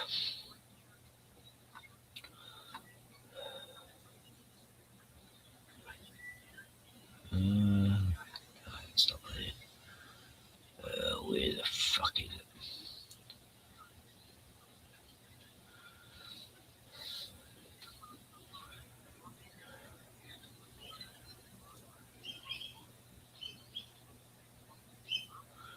Yeah, I got banned for showing this video a few years back. I probably wouldn't now. Come back closer to home. The big controversy, of course. Yeah. This dickhead. Margaret Court. The lovies were out in force, snarling about the awarding of a top Australia Day gong going to Margaret Court. Margaret Court has responded by saying, "I am a minister of the gospel. I have been a pastor for 30 years, she said. I teach the Bible, what God says in the Bible, and I think that is my right and my privilege to be able to bring that forth." Well, we were just talking, James, about... Fiona Barnett. There you go. Yeah, I found Isaac. Free speech and freedom of speech. James, what do you think about Margaret Court? Does she have the right of free speech, or is she this dreadful, evil person that the left would tell us? Well, she has the right of free speech, but I don't think that many people are keen to honor it at the moment. You know, we're in this sort of funny position, you know, where this kind of, you know, there's the sexual revolution is a big part of the woke religion that's basically infected so much of our culture and society right now. And because she doesn't agree with everything, and she won't take the knee to the media line on gay marriage and transgender issues and things like that. She's not, you know, saying hateful things. She just says that she disagrees with gay marriage. And so this, of course, because she won't bend the knee to that position, she now has to be unpersoned, despite the fact that she does a huge amount of charity work in Western Australia. In Perth, she runs a charity, a church-based charity that hands out food and all sorts of things to homeless people. You know, all sorts of things we consider great work, but no, because she doesn't agree on this one particular issue and says so, then somehow she's not worthy of any honor. And all her other achievements, you know, the 24 Grand Slams, the tons and tons and tons of food delivered to the homeless and the hungry and the needy, all of that goes by the wayside because, of course, she isn't woke and she won't bend the knee to wokeness, and she refuses to say, you know what, I will reconsider my positions and I will, you know, bow down before you, because, of course, she bows down to a higher authority. And, frankly, even if you don't agree with her, you do have to respect the fact that she said this. And I would say one other thing. It's funny that they're going after her because she's a Christian. And I just wonder if people from other faiths, which also have exactly the same views about biblical marriage. Rita, I think perfect moment for Rita. Perfect moment for Rita. Go on, Rita. Not exactly the same. Far more negative attitudes to those lifestyles. Who throws people off buildings, I wonder? Yeah. Well, never mind that. I mean, it's the law. Yeah, we talked about Iran having a go at Australia at the UN this week. Homosexuality in a bunch of Middle Eastern countries is a crime that is punishable by death in some of them. I mean, this is something that they left never tackle. But if a woman who has devoted her life after elite sport to helping the poor, to feeding the homeless, and absolutely lost their minds, and the attacks against her. Now, Margaret. Anyway, shut the fuck up, Rita. You're pathetic. She's all for the genocide in Israel. No, they all are. All Gaza. Oh, it's totally owned by the orange juice. So, did you ever see this? A big time liar. Like, a big time fucking liar. Sorry to say. Sorry it had to be that way. But Fiona Barnett is a big time fucking liar. Big time liar. Right, this was 2 weeks before he died. Probably one of his last interviews. I think I remember this one. I think he did one more video after this, but this was. I remember wearing the denim jacket in a hotel room. Yeah, he just got back from Australia. And a fucking slanderer. Accused a bunch I've got of people. her video too. Her personal story. Of really bad things. People she's never met. I asked her, like, why did you do this? Can you apologize?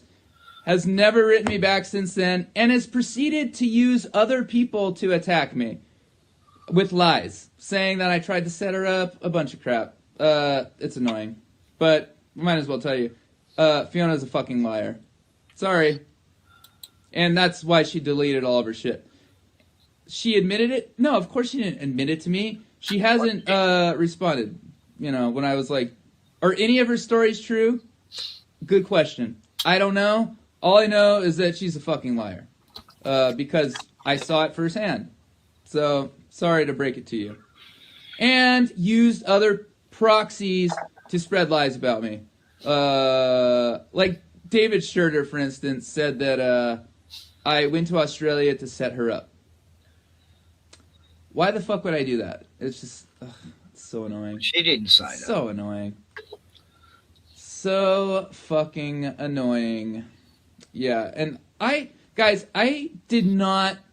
I would, like, why would somebody put themselves into the position of being a whistleblower if they're fucking lying, too? I don't know. Is David... I think David Schurter is legit. I think he is obviously very confused about me. I think everyone was. But yeah, I think he's legit. There's this lady, Marianne Barnard, who's a fucking liar too. I think she's an actual victim. She makes up lies about me all the time. Marianne Barnard. I hope I find your address, because I will be using that. I am screen capping everything. Screen capping and archiving. Because it's bullshit. It's fucking that bullshit. Kappy, scream Kappy. Just making up stuff about people. Like, why? Does it make you feel good? You don't even... And these people they attack, and they don't even, they don't even want to talk on the phone. It's like, great. So, sorry to burst your bubble. Was Fiona even abused? I don't know. But I do know that she's a fucking liar. So... Yeah, you followed Fiona for years. Sorry. Yeah. I don't know. Was she abused? I don't know. Guys, I don't know. But I do know she's a liar. Because she lied about people I know, and then she lied about me. She said I was, like, having people come to her house to... Guys, it's so stupid. Like, why would I waste my time on her? Right? Why would I do that? Why would I go through what I've gone through, all right, and call out people who I loved, all right, and who betrayed me? I'm talking about, Seth and Claire here. Why would I go through all that and do what I did, go public, and then go run some op on fucking Fiona? Like, guys, it's maddening. I'm glad we found out, though. Kathy O'Brien, I think Kathy O'Brien is probably 100% legit.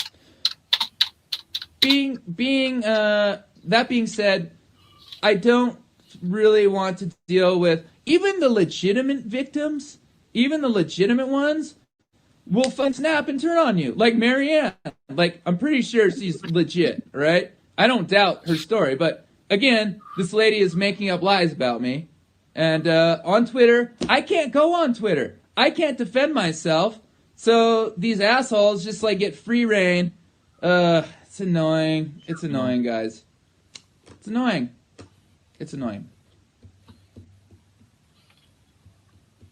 Why can't I find a reaction video? Fiona is off Twitter. Yeah, because she deleted her Twitter. She deleted her Twitter.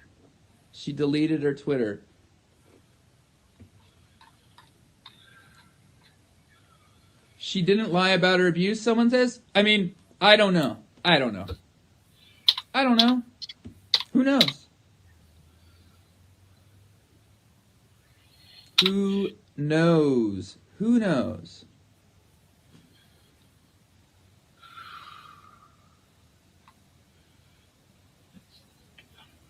She bashed your pastor?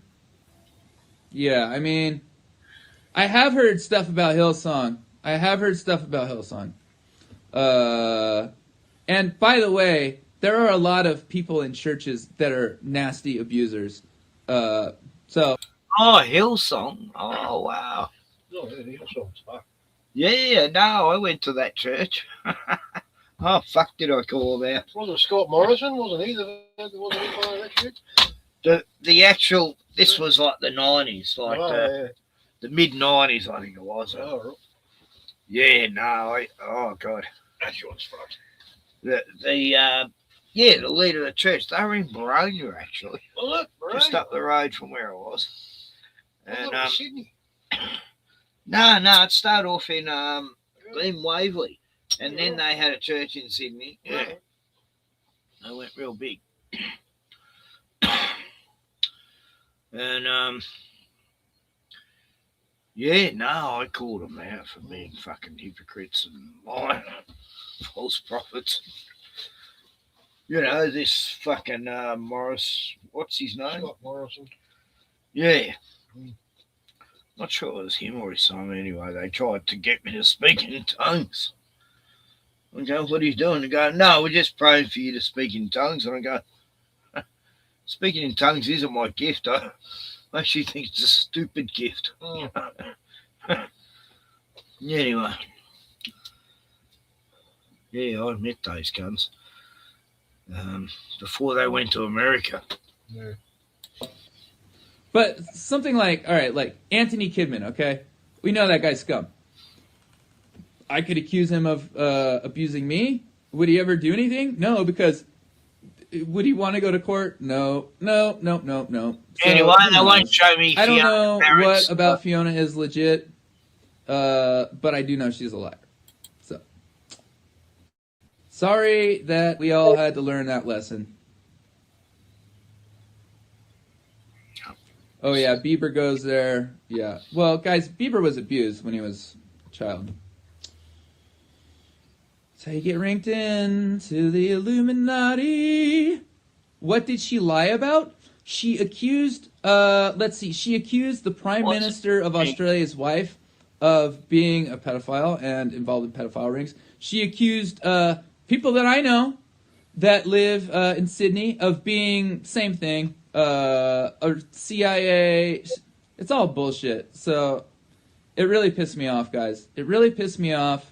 I was kind of like hesitant to like just come out right away and say it because like, how do I know that it's not true? It's not fucking true. I know these people. They're great people. They're great people, and there's no freaking way. There's no freaking way. She's never met them. She doesn't know who they are. She just made shit up about them. Not a good look. Not a good look. Not a good look. It needed to be said, like, if we're going after Jussie for being a fucking liar, then we gotta say, like, yo, Fiona's a fucking liar. Someone says maybe Fiona has PTSD really badly, so she just accuses everyone. Maybe. I don't know.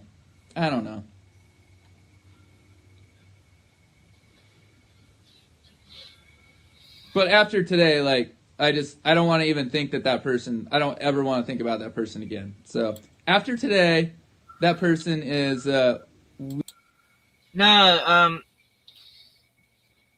everything Fiona Barrett said about Isaac Kappy isn't on YouTube anymore. Yeah. You can't get her side of the story. That's convenient. Well, I look at the search and it'll show me nothing to do with it. Hi, Jeva. Little Wang. Fourth Wiseman says this is shit. Sorry, mate, I can't please everyone. we don't speak her name. Gordon would be saying something. But it had to be said, right? We got to tell the truth. We got to tell the truth. Yeah, that's right, Nexus. We don't say her name. We don't say her name. Anyway, he went and stayed at her place in Sydney.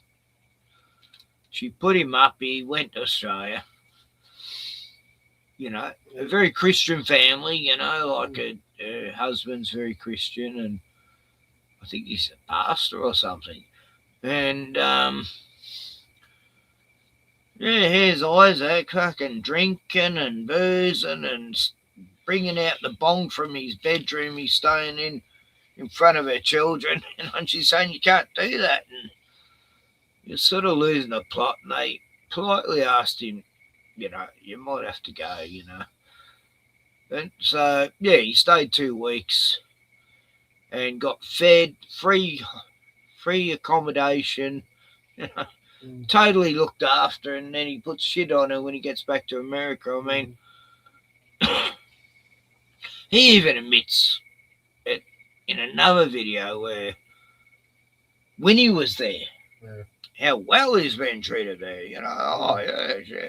her family are great. And that's when he first arrived.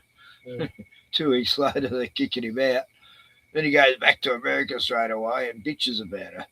Like, what about the food she fed you and the bed you had? And 2 weeks of free accommodation. And, she's a cunt, You're fucked. No, he was just, they really rattled him and he just didn't trust anyone, I don't think. And yeah, if I'm going to tell the truth about everything else, like, why would I not tell the truth about Fiona? She slandered people, good people. So that proves you're a liar. And instead of being like, I fucked up and apologize, right? Like, we all make mistakes. That's fine. But to have proxies go after me, and then just accuse me of shit after, like, I didn't do anything. Like, she's the one that's, like, just slandering people. The fucking prime minister's wife. Like, give me a break. So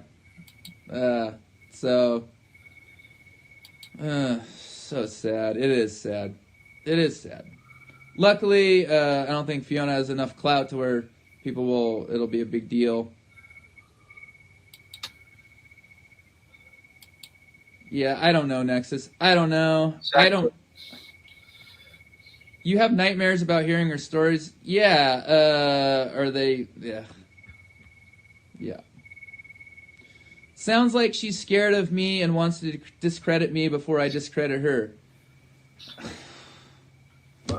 Yeah, and I don't know. It's so dumb. So dumb. But I will tell you this.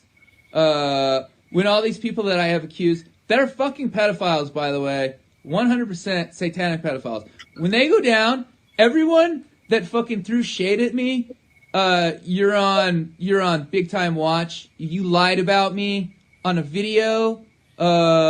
We've archived a lot of videos, guys. By the way, we've archived videos. All right. You want to slander Michael Whalen and make his life hell? We have archived that shit. Okay. And you will be fucked because you're. Yeah, it would have been during the COVID. Yeah, he has allegedly jumped off a bridge. There's never been any footage of him jumping off the bridge, but, you know. I think it was before COVID, mate. And he just said on a video like a week before he'd never plans on killing himself. You know? You're fucking liars, and you're helping cover up pedophile rings, you dickheads. It's so annoying. It's so annoying. There's so many fucking assholes in the world, and it's just really annoying. There's a lot of great people too. But there's so many assholes, and they just lie and lie and lie. Why do they lie? I don't fucking know. He was but they out. do it. They do a lot, and they're on all sides. It's not like, oh, only Democrats lie. Yeah, Democrats. I just think he is paranoid. Be lying, but you know, people that say they're allies. And why wouldn't you be? But yeah, I think, you know, they sent him a bit crackers, you know, and you know, like, I don't know what he's talking about, but the only complaint Fiona ever had about him was he was a bad house guest, you know, and she still, you know, prayed for him and said all her love to him and everything. She didn't want any harm upon him, you know. She had no gripes about him, just that he had problems, you know. I don't know why he's bitching about her. They're liars. Gabe Hoffman, open secret. That guy is a fucking liar, and he's disingenuous. All right? Crazy days and nights. Disingenuous liars. They're everywhere, guys. Yeah. The people that are posing as allies. It's just annoying.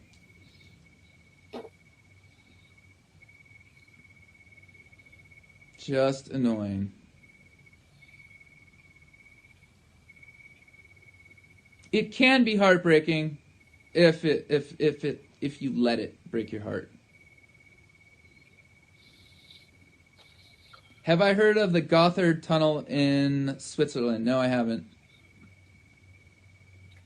His last movie was Tom Cruise, War of the Worlds.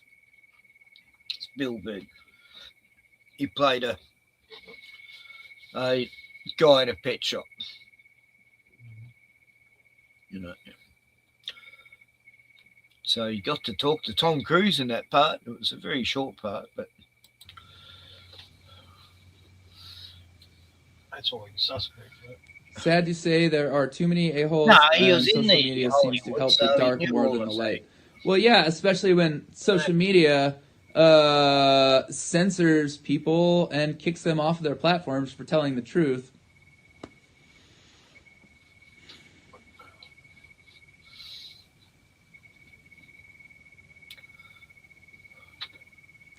Don't give anyone enough power to affect you personally. Yeah, easier said than done. Easier said than done. Easier said than done. You're stunned by this. Yeah, well, me too. And imagine my shock getting, like, I knew, I was like, all right, well, Fiona slandered people. And this was right, like, literally right after I left Australia. It was just like... Who was she slandering? I don't know any of the names he mentioned. Going berserk. Slander, I'm like, there was an easy way to fix it, right? There was an easy way. The easy way is admit you're wrong, apologize. But if you do this a lot, then you would never apologize. Some people never apologize.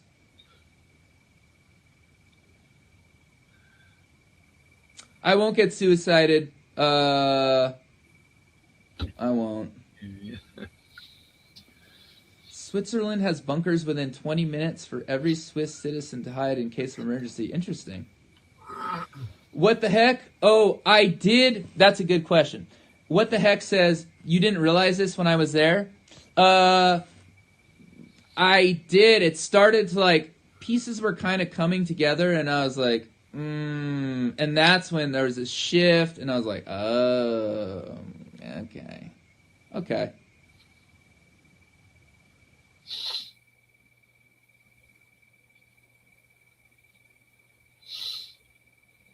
Crickets.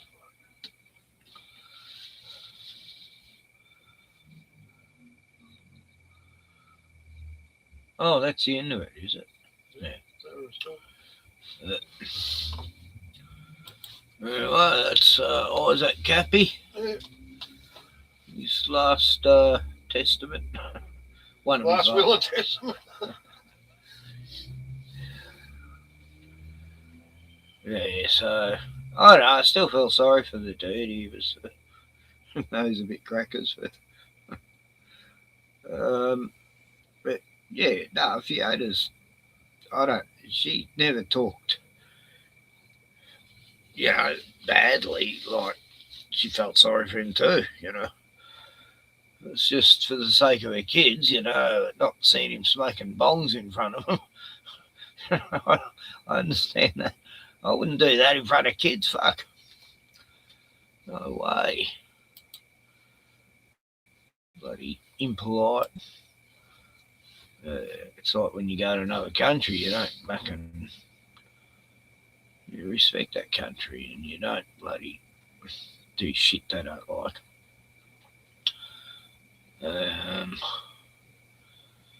He's going to Australia and probably doesn't get our culture.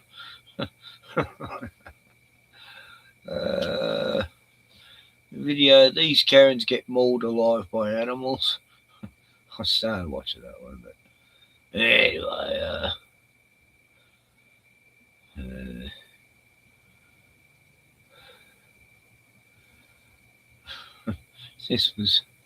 that was a good one, but that might offend people.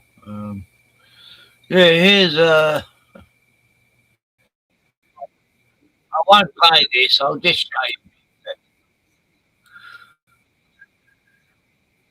Blackmail operations as a honeypot. He had a bunker. It was an old brick kiln, Wunderlich's brick kiln, but it was turned into a World War II telecommunications bunker in 1938. And I know that because I'm actually a kiln and glaze technician by trade. And you just can't add concrete to a kiln. It just won't. It'll spoil. It won't handle a firing. And it had concrete up the walls. That's a well-known fact. I've put out all of the information around the tunnels that I was trafficked through as a child. There were 3 different types. There were water tunnels. There were these World War II 1938 government mandate tunnels.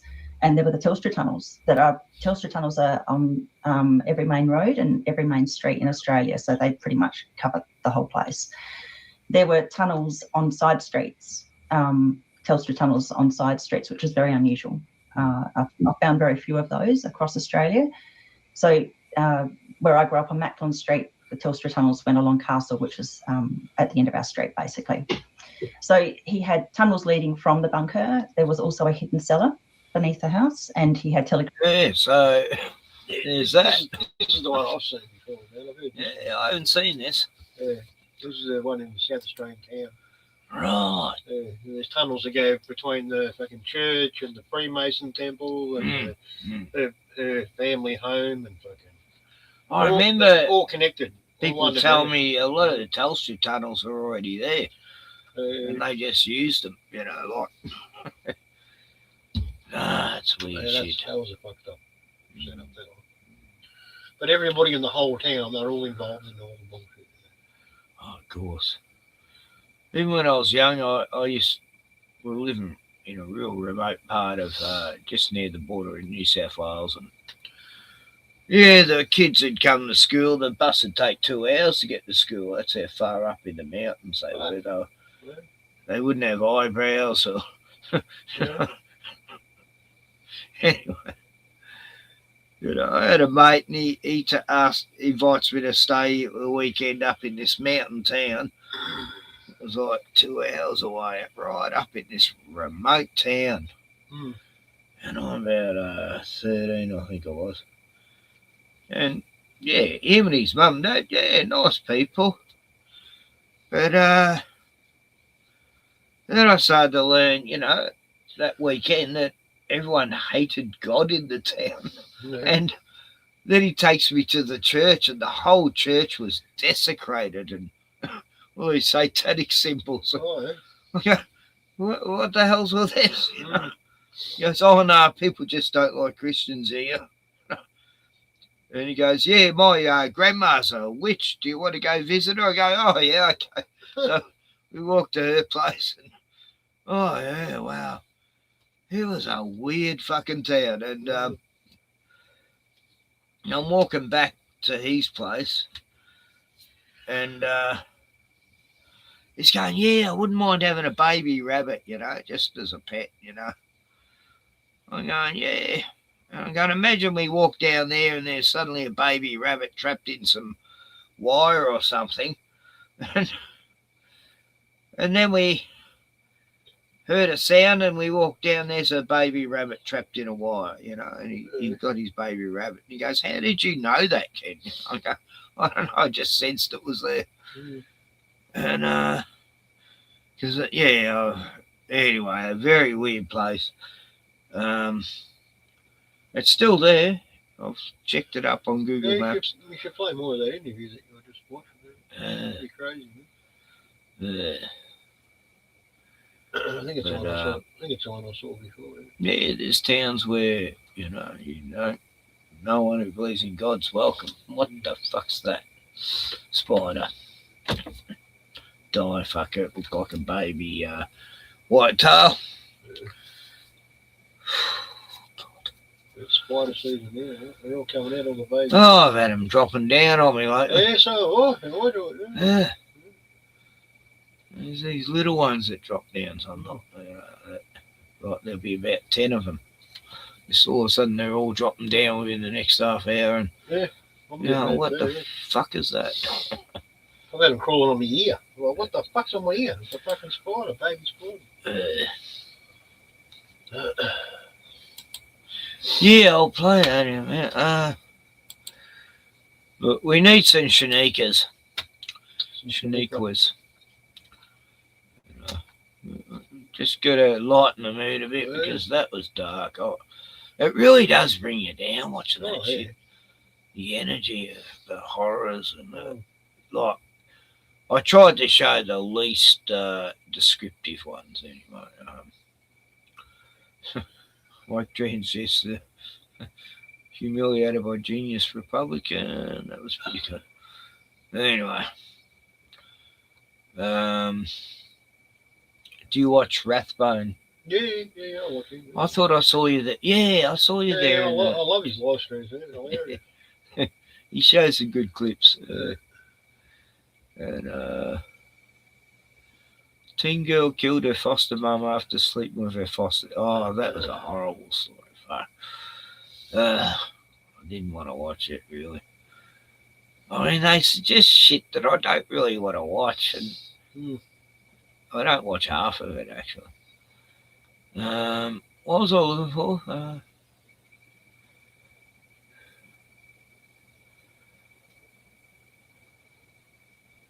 Carl Vernon, he does some good ones. Andrew Mountbatten Windsor, previously known as Prince Andrew, has been arrested. This is on suspicion of misconduct in public office. This is based on the allegations that information has been shared with Epstien. And a lot of people are saying off the back of this, immediate feedback, has only just happened, is that it feels a lot like meat to the masses, throwing meat to the masses. Yeah, have a little bit of that, feed on that. That'll keep them going for a little bit, won't it? Why are they saying that? Well, how many arrests, how many prosecutions from all this Epstein stuff? Yeah, because it appears when it comes to the people really running the show, and not just typically the people that you see on the telly box, national renewal and all that. Real people running the show, well, when it comes to justice, arrests and prosecutions. Well, that's why people are also saying that images like this, the allegations related to that, that should have the focus, and that's where the questions and the justice should be. But in regards to the meat to the masses type stuff, this is about the royal family, isn't it? It's about the future of the royal family. You know, arresting Andrew, what does that do? We'll see. But in regards to the Wills and the Kates and the Harrys, etc., what does this look like for the future of the royal family? Because there are a lot of people still interested in that. There's a lot of people who are not sure. They've got question marks over how this leaves the royal family in general, because the fact that he's been arrested says a lot in regards to the public demonstration and the feeling towards all this. So is this that token meat to the masses suggestion that is needed to preserve the future of the royal family, which is typically, again, what these things are all about? We don't know at this stage, but I, for one, and I'm sure probably you, will be very interested to see if there is any prosecution, anything that happens after this. Ta-ta.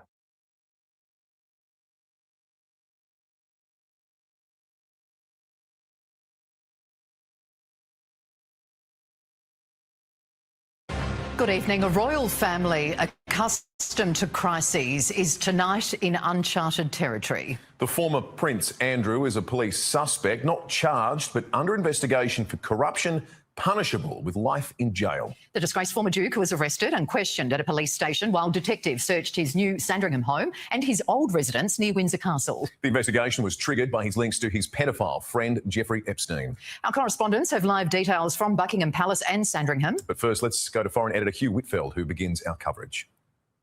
After 11 hours in custody, Andrew Mountbatten Windsor humiliated. Any effort to avoid being snapped in the backseat of this car failing spectacularly. The end of a long day when his life further and very rapidly unravelled. Absolutely seismic, unprecedented, historic. This is an extraordinary series of events for the royal family. On the King's own Sandringham estate, police arrived at 8 a.m. without warning. Andrew was read his rights as detectives began their search, rifling through drawers and cupboards at his new home and his old residence, Royal Lodge, 200 kilometres away on the Windsor estate. They could either have invited Andrew Mountbatten Windsor to a police station and arranged a time for him to go in, or they could have done what they ended up doing, which was the element of surprise and turning up on his doorstep at breakfast time. He was later taken to a local police station where he spent 9 hours. After being fingerprinted and asked to offer a saliva swab for DNA, a mugshot too, he would have faced detectives' questions. It's still unclear how cooperative he may have been. All on his 66th birthday. This is just an extraordinary fall from grace. Here was a man that was born into wealth and privilege,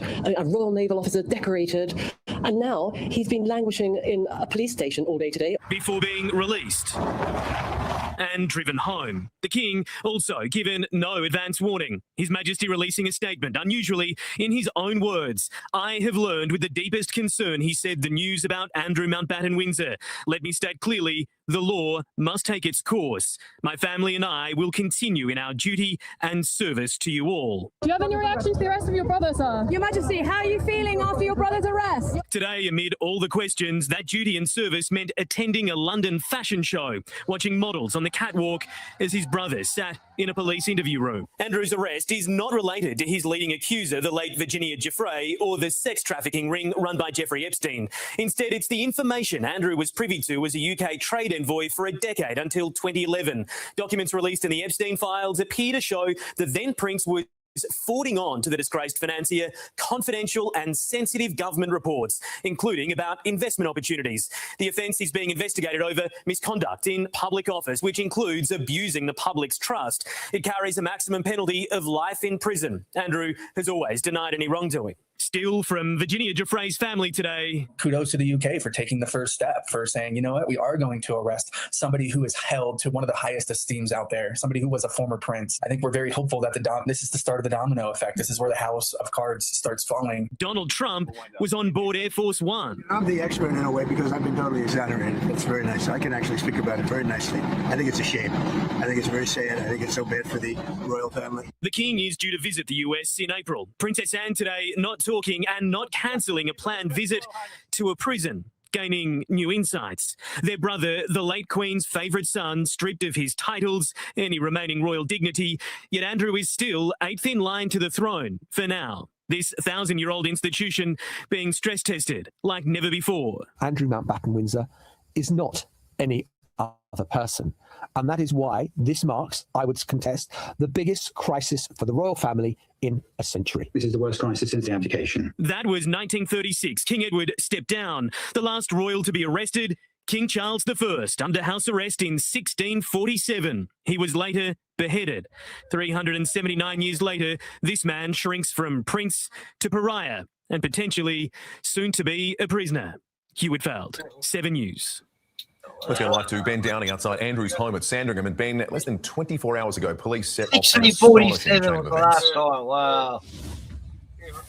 That's for sure, Will. Good evening. Yes, that breakfast time raid here at Wood Farm struck like an earthquake. It came without warning, fear or favour for the former prince. Police acting here with the full knowledge that every step they take will be placed under the most intense scrutiny. And if this does proceed to court, which appears increasingly likely, it is a legal saga that has the potential to drag on for years. The scandal too with it, rolling on and on and on, and who knows who might else be dragged into it as well. Rosanna? All right, thank you, Ben. Now, Jacqueline Robson joins us live from Buckingham Palace. Jackie, it looks like the royals are throwing Andrew to the wolves. Well, Rosanna, that blunt statement from the King himself certainly sets that tone, and it must be said there is not a lot of love left for his disgraced brother among the British people. Andrew has become wildly... Shit, 18 minutes. That's a long fucking story, isn't it? The Channel 7. Nah, look, if he gets found guilty, You just disappear. he won't do prison time. He'll be off on an island with Epstein. You know. They'll be having a party. Yeah, party time. Yeah, we tricked them. It's not like he's in the public fucking eye anymore anyway, you know what I mean? His name's dirt, you know what I mean? Well, now Virginia's been snuffed out, you know. Yeah. No more witnesses. But I don't know what they got on him in this, but yeah, it's all just deflection. They want us not to look at the war in Iran or the genocide in Gaza. We got rid of the only royal pedophile. Don't have to worry about anything else. There's only him. Everything's good now. And these pedophiles don't even care if people know they're pedophiles. We're just goyim. They're going to change the We're law. goyim slop. They're going to change the law soon, mate. It's going to be legal. It's going to be a preference, you know what I mean? Yeah, well, that's when people are going to start blowing up Parliament and shit. Start cutting heads off. But anyway, here's what it is, right? It's a wicked world we're living in, and the whole world is a wicked one. We fight not against flesh and blood, but against principalities and powers and the princes of the air. They're prince demons that are over certain areas. There was the Prince of Persia, dominated that part of the land back then. And there's many. There's probably a demon over like in New York and Hollywood I mean, I met this chick from California. She goes, if the devil lives anywhere, it's Hollywood, Kent, I'm telling you. It's fucked. You're either full on or you're straight, you know.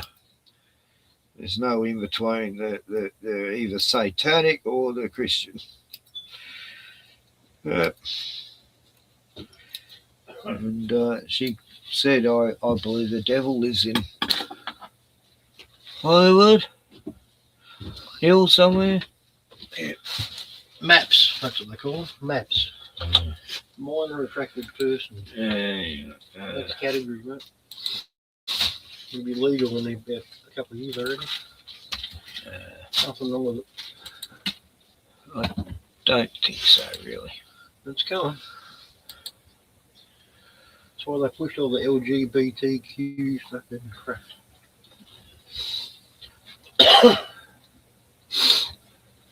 No, I don't think it'll get to that. Like, you know, mothers and fathers are very protective and not let it go let society get to that stage of Sodom and Gomorrah. Look, just look at this kid. I appreciate the opportunity to speak to you today. I never thought that the shirt I wore to school on March 21st would lead me to speak with you today. On that Tuesday morning, I was taken out of gym class to sit down with two adults for what turned out to be a very uncomfortable talk. I was told that... No, I got faith in the new generation. Yeah. For the kids of today, they're our future, and we got to fucking make sure they can see the bullshit. People were complaining about the words on my shirt, that my shirt was making some students feel unsafe. Yes, words on a shirt made people feel unsafe. They told me that I wasn't in trouble, but it sure felt like I was. I was told that I would need to remove my shirt before I could return to class. When I nicely told them that I didn't want to do that, they called my father. Thankfully, my dad supported my decisions and came to pick me up. What did my shirt say? 5 simple words. There are only 2 genders. Nothing harmful, nothing threatening, just a statement I believe to be a fact. I have been told that my shirt was targeting a protected class. Who is this protected class? Are their feelings more important than my rights? I don't complain when I see pride flags and diversity posters hung throughout the school. Do you know why? Because others have a right to their beliefs just as I do. Not one person, staff, or student told me that they were bothered by what I was wearing. Actually, just the opposite. Several kids told me that they supported my actions and that they wanted one too. I was told that the shirt was a disruption to learning. No one got up and stormed out of class. No one burst into tears. I'm sure I would have noticed if they had. I experience disruptions to my learning every day. Kids acting out in class are a disruption, yet nothing is done. Why do the rules apply to one, yet not another? I feel like these adults were telling me that it wasn't okay for me to have an opposing view. Their arguments were weak, in my opinion. I didn't go to school that day to hurt feelings or cause trouble. I have learned a lot from this experience. I learned that a lot of other students share my view. I learned that adults don't always do the right thing or make the right decisions. I know that I have a right to wear a shirt with those 5 words. Even at 12 years old, I have my own political opinions, and I have a right to express those opinions. Even at school, this right is called the First Amendment to the Constitution. My hope in being here tonight is to bring the school committee's attention to this issue. I hope that you will speak up for the rest of us so we can express ourselves without being pulled out of class. Next time, it may not only be me. There might be more students that decide to speak out. Thank you for your time and good night. Thank you. Anyone else on public comment? During lunch on April 11th, I had no idea who the guest speaker was going to be. I was curious about what they were going to talk about. When I arrived in the library, I sat down for a presentation there. Dr. Sarah Esbaro talked about hormone therapy and sex changes.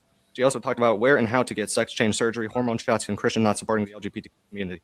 I also started that not all Christian people are bad and some are openly support the community. She responded with, name 10 priests that are gay or openly support the community. I just sat back down because I didn't know how to respond. I actively support having a gay straight alliance club and I attend the meetings. However, I feel that since my own views on more of the conservative side and I identify as a Christian, then my views are not accurately supported in this club. The views presented are very one-sided and it teaches you only to think one way and to ignore the other side. I also attend the esports club at Champion. In order to join the club, my parents had to sign a permission slip. This was to make sure I was always safe while attending the after-school club. The GSA club has no permission slip and to have parents sign, and basically your parents wouldn't know that you were going unless you told them. My esports club also has a Discord server, and that in order to use, my parents had to sign a permission slip. I had to allow my parents to access the account. GSA also has a Discord server, and my parents never had to sign a permission or even knew of its existence. Before and after school clubs need rules and regulations to ensure students' safety both online and in person. This will help parents be involved in their child's life, and you can still have fun in school. I am asking Bernie Independent School District to take action and accountability with these issues. Our future and safety as students depends on it. Thank you. Okay.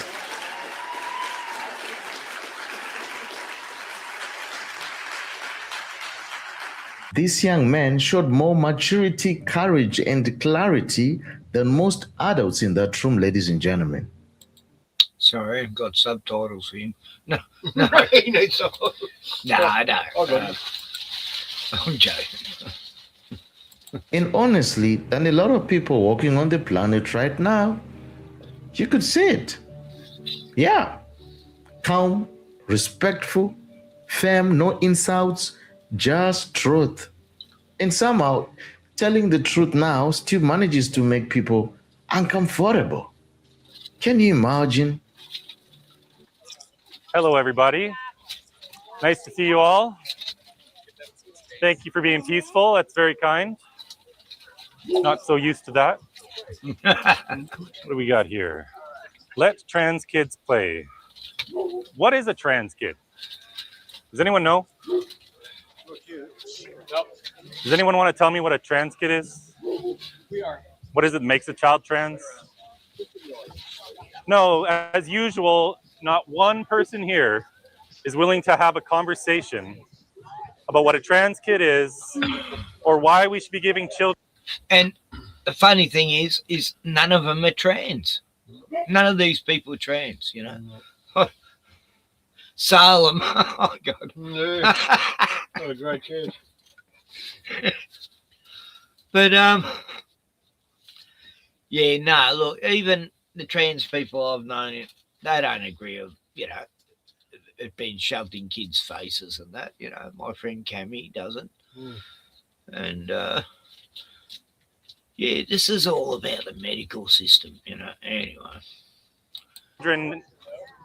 Chemical castration drugs that leave them infertile. Anyone care to tell me why we should be cutting the body parts off of children? A lot of you probably don't even believe that's happening, right? No, y'all got nothing. I don't think it's happening. I was wondering if anyone here could tell me what a trans kid is. Nope, everyone's mute. Nobody's capable of having a conversation. We can do whatever we're told. It's very sad. What's your argument? Well, what's a trans kid, I wonder? I'd like to just have a nice, normal conversation if you wouldn't mind. They're just human beings. Sure, yeah, human beings are human beings. What makes a child trans? Because they believe it. Believe in what? Because it's who they are. What does that mean? It's not a definition. I'm wondering what it is that makes a child trans. Oh, what makes you you? Nobody like it here. This is the level of intelligence we're dealing with. We love you more than you. I think once they get into the 20s, you know, like, they want to cut their cock off, there you go for it. But no, don't push it on kids. Whatever the TV says. But it does. It sterilises them and destroys the sex drive, which is terrible. But hormone blockers. And all that shit. Yeah, that's the thing I hate. You know, is the these doctors who pretend they're experts and they can do this surgery and they can't. You know, it's just mutilation and. But I've got no problem with gays or trans, you know. I just don't like, you know, I want kids to stay as kids as long as they fucking can, you know. Be kids. Yeah, they don't need to know about adult shit. Anyway. Well, you shouldn't be thinking about sex until you're fucking into adolescence anyway. You know, that's not natural. Anyway, that, you know, I don't, enough of that. I don't want to fucking bash a certain group, you know, because no, that's not bad. But you know, all these shooters lately, like there's been 9 trans shooters, Yeah, I and heard about that seems like a psyop to me. I think it's like, what the hell They're so angry. is the government doing? You know, the 1 minute they're all for it, now they're demonising them, and oh God, and I bet everyone's a total psyop, you know. Just bullshit. Anyway. Oh, look at this poor woman, you know, she... Oh, yeah, I saw that one. Yeah. Never get too comfortable in this hell, because there's always something, always a potential round the corner, isn't there? Like with this mother who bought an apartment in Pool Bay in Dorset that has beautiful sea views, and with a sea view, I mean, what does that add in regards to value? And just, you know, everyone wants the sea view, don't they? Well, you'll find out exactly how much it's potentially added when we add to this story, in that she's bought this apartment, and right in front of her apartment, where she was looking at the sea, now she's got a massive development of what they're calling luxury apartments. All right. And as part of this luxury development, this massive wall, they're calling it a privacy wall, was built right in front of her house. So where that sea view was, she now looks at a frigging wall with these apartments. Now, there's mixed views about this in regards to, you never know what they're going to do in regards to any land nowadays. They'll build on any freaking thing, yeah? Because we're going to build, we're going to keep the numbers up, you know, luxury apartments. And it's all about just the number. And this very thing was happening in our town, you know. They wanted to build this big, gigantic 3-story boat hotel that would block everyone along that fucking area from the lake view, you know. And it's like, what a stupid fucking idea. There's hardly any land between the lake and the where they are, and it's the same here. Like, they just squeeze this bit of property when there was only a little bit of parkland between the ocean, and oh god, this is sickening. You wouldn't fit fucking. And I bet that's a Chinese development. It'd be the skinniest fucking apartment. Present it now, right? So the mixed use are, you know, any bit of land, especially near the sea, is potentially going to get built on. But basically, when this happened, they built this privacy wall. Of course, the residents, including the mother in this story, went to the council and said, this is absolutely crazy. They agreed. But then, according to these reports, a little bit later on, they've actually said, no, we're siding with the developers. The wall is all right. And, well, remember those sea views? That's it. Keep them as a memory, because that's about as best as you're going to get.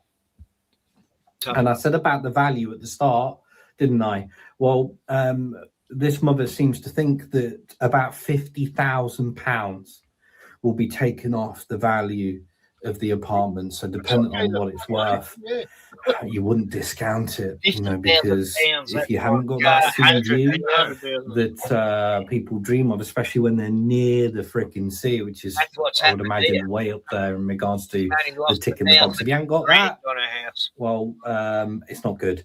And you can imagine how psychologically this would affect you. You can imagine having to go home and be at the home and see that every day. As I mentioned, demons exist, and problems like this, well, stay hardy, because there's a lot of arseholes. Tata. Yeah, that's what they're doing all along the coast areas. They're forcing people out. They've made a flood zone here that hasn't flooded since 1968, but suddenly they decided to make it a flood zone, and everyone who lives in this street suddenly lost like 200 grand on their property. Oh, yeah, most of it. You know, you could sell it for almost $500,000 there. You can sell it for 220. They can't sell vacant property.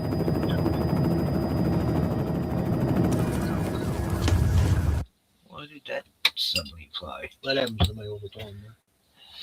Movies just start playing after. Yeah, that's weird. I didn't press anything. Fuckers. Weird shit happen all the time, man. 4 minutes ago, another culvert. God, he puts out a lot. Yeah, he does. Look, I get it. We all hate party broadcasts. We just want to watch Corrie or whatever next. But I just want to take a moment to ask you to remember something the government want you to forget.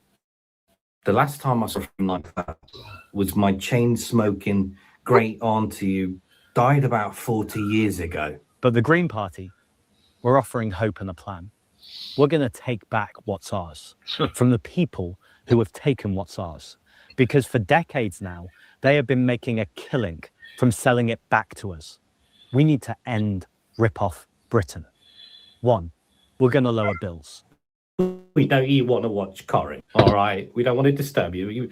You want to do what all the other plebs do, but listen, we're going to save you money. We're going to save you time and money. I'd like to see that. I'd like to see that. I actually quite like the idea, actually, of like a mini solar panel attached to everybody's head.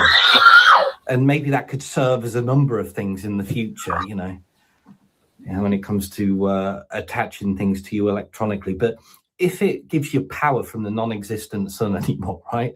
Maybe it could charge your phone or, you know, whatever's going on digitally. Yeah. But of course, if you don't do it, then you're not a citizen. Down to the Demolition Man style underground. Yeah. Actually, the Green Party still may support you with, because it is like a race to the bottom, isn't it? All this talk about kids hanging out on the streets. But where have all the youth centres gone? Imagine being a young person told we can't afford a decent future for you in the 6th largest economy in the world. Where's all that money gone? That's enough of that. But what blows my noodle, I don't know about you, but they must have sat down as a team and they must have thought, right, okay, how do we connect with them? We've got this cucky fucking cunt Green Party fuck called David Keane. Yeah. The cunt who's got all their wild Brumby horses shot by AK-47s from helicopters and koalas. Yeah, the Green Party really cares about the forest. Those fucking animal murdering fuck. People. How do we connect with the everyday person? Okay, yeah. An armchair and a front room and a radio from the frickin' 50s and the little gas fireplace. That is a gas fireplace, isn't it? And let's get a gas fireplace, yeah? Yeah. Oh, this setting's, oh, yeah. Yeah, this is really going to connect with people. That's actually their vision. Didn't even notice. Just think about this. That's actually their vision of what the everyday person's front room now looks like. Yeah?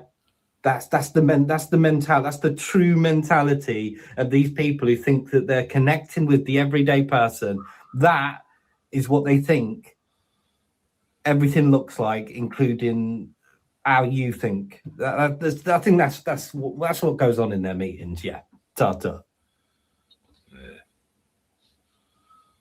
Oh God, their meetings must be horrendous. So. One nation's going to save Australia too, mate. You know.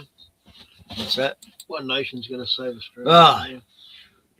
All aimed to the rescue. Yeah. Nah, Pauline, she's all for the juice. Yeah, I know. No, I don't trust any of them. They all just push agendas and just.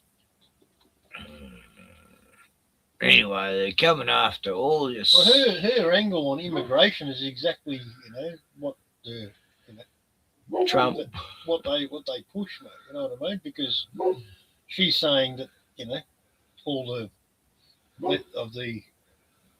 Muslim people are fucking bad. You know what I mean? Yeah. And they're the ones that are being imported. But you know what I mean? It's playing into the hands of the people she works for. You know what I mean? That's the connection. Anyway, it is what it is. What's going on YouTube? I am back. So here to talk about a Shaniqua and her family trying to rip off Applebee's, but they don't succeed. And one of them actually ends up getting arrested. But you won't believe how idiotic this woman and her family is. Plus we have lots more customer service related freakouts, meltdowns, and just downright stupidity. And just for good measure, we have an illegal immigrant getting the zap. But as I always say, first up, if you're sick of their BS, hit the like button right now. And if you're new here, hit that subscribe button as well. Help me get to 310K because I'm struggling here. But let's start here, not with this fat bitch down the bottom. That's an eyesore, no doubt about that. Let's actually start out with the tasing. Instead of us. Where are you going? Yeah. All right. Focus on us. Focus on him. On me. All right.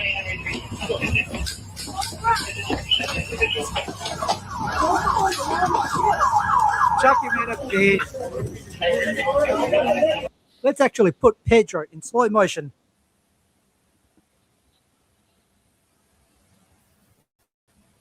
Look at that. Great form. Great form going down like the sack of shit he is. Rigor mortis for days. I mean, I wish, but that's good enough. But now let's get to Shaniqua, Sharkeisha, Felicia. Okay, so they went to Applebee's. Let me know in the comments. We don't have Applebee's over here. Are they any good? So apparently they have a $15.99 all-you-can-eat deal.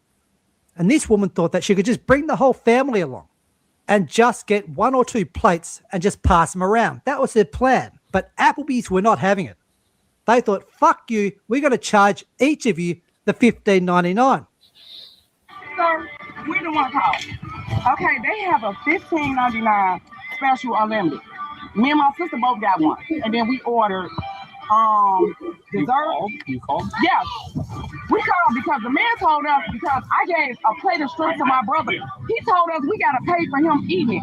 That's not what they special say. If you go look at their menu, it don't tell you. That's like you eating and you give something to your sister or your friend. It don't tell you nowhere on there if you share food. Then they charge us 15. It's unlimited. Right. He told us because we share food. They charged us for every person that ate at the table. You can't do that because it don't say that. Talking about some well, I'm telling you, And the girl behind us will tell you, you can't. Gotta hate scammy fucks like this. This stuff here gets rid of the high trust society.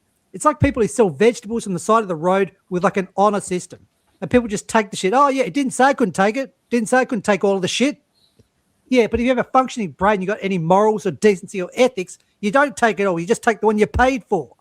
They tell us if we order it, it don't say if this only for one person. It say $15.99 per person unlimited. It don't say $15.99.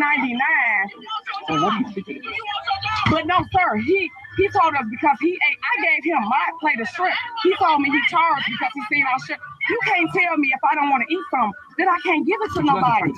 I get where you're coming from. But they know we wasn't. Okay, you're paying $15.99, so 3 adults can eat the one. It's multiple things. It's 15, but I'm thinking myself. But it's endless. It doesn't say that. Okay. They limit how much you can get. It doesn't say that, though, sir. They should say that. I'm gonna be honest. If you saying that, you should say per person. It doesn't say per person. It just say 15. And my thing is, if he charged us for 3, he's trying to charge us for everybody at the table. You can't do that. So you're trying to do the $15.99, so every single one of you free for $15.99. The way that says it's just $15.99 unlimited. Give you 3 options. It's one thing he tried to charge us 1, 2, and 3. $15.99 per person. It says it right there. Busted. It says per person, you stupid fucking, you know what. Caught out. I mean, you can't fix people like this. I say that a lot, but you can't. And that's one thing. That's what I just said. And for us 3 adults. Okay. We ordered the kids something. He's sitting here insulting me, talking about we're fucking savages. You speak on. And I say nothing to me. No.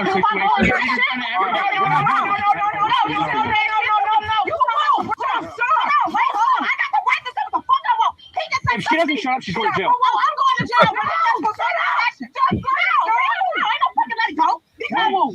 I'm telling you one more time. One more time. Shut up! It's not worth it. Get the fuck out me. I can say what the fuck I want. If I come in there and put my shit down and he gets to talking to me, I got to myself. Just please shut up. Right. You want to do all this, but you don't want to say nothing to him for disrespecting me. Look at what you're doing. I wouldn't put my drink down. And the man is right. Get him now. Get him. Please, sir. Please. Chuck her in a bin.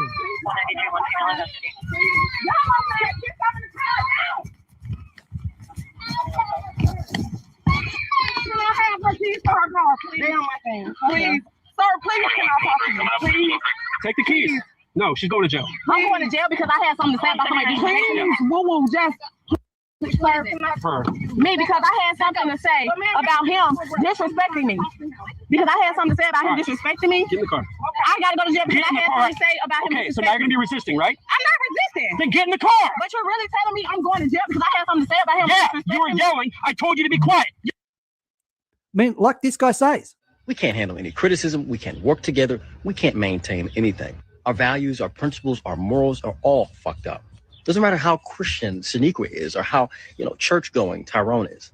Black culture is so toxic, nobody wants to be around it. People are constantly leaving, predominantly black areas, even black people themselves. The first thing we do when we get some money, we leave the area. Why? Because we value our lives. Here's another example of exactly what he's talking about. And again, it's customer service related. And as you'll see, the staff here is also black. Break somebody now! And I want everybody's motherfucking name! How about that? Okay. How about girl, do that? You don't know me! Ma'am, I'm so sorry. I will beat her ass!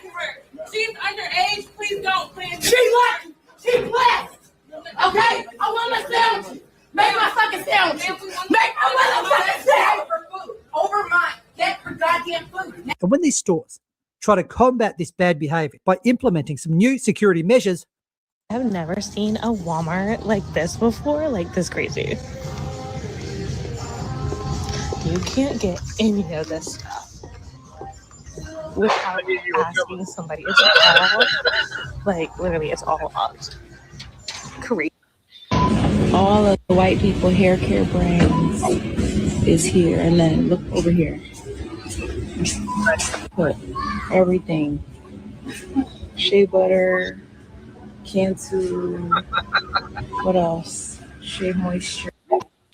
maybe that's a sign as to who's been doing the thieving. Okay, I could be wrong. It's a clue. I could be. I could be. But I'm not. That's what's going on. Hope you're having a good day as always. And as I always say, get the piss ants the hell out of my stinking house. Yeah, we haven't got them barricades here yet, so it's not too bad in Australia. They're called Shaniqua barriers. Yeah. Those Shanikas.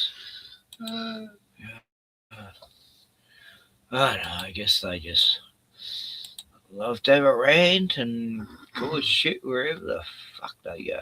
Destroy anyone's happy day. Well, first, yeah, some people just don't like to see other people happy, and they've got to bring them down. What right do you have to be smiling for? My first ex-man, yeah, her plan, right, was if it was a buffet restaurant, right, she'd fucking fill her handbag up with food, right, and take it home after eating fucking 10 plates. And if it wasn't a buffet, right, she'd try and make a scene and say, "This is disgusting. Who cooked this?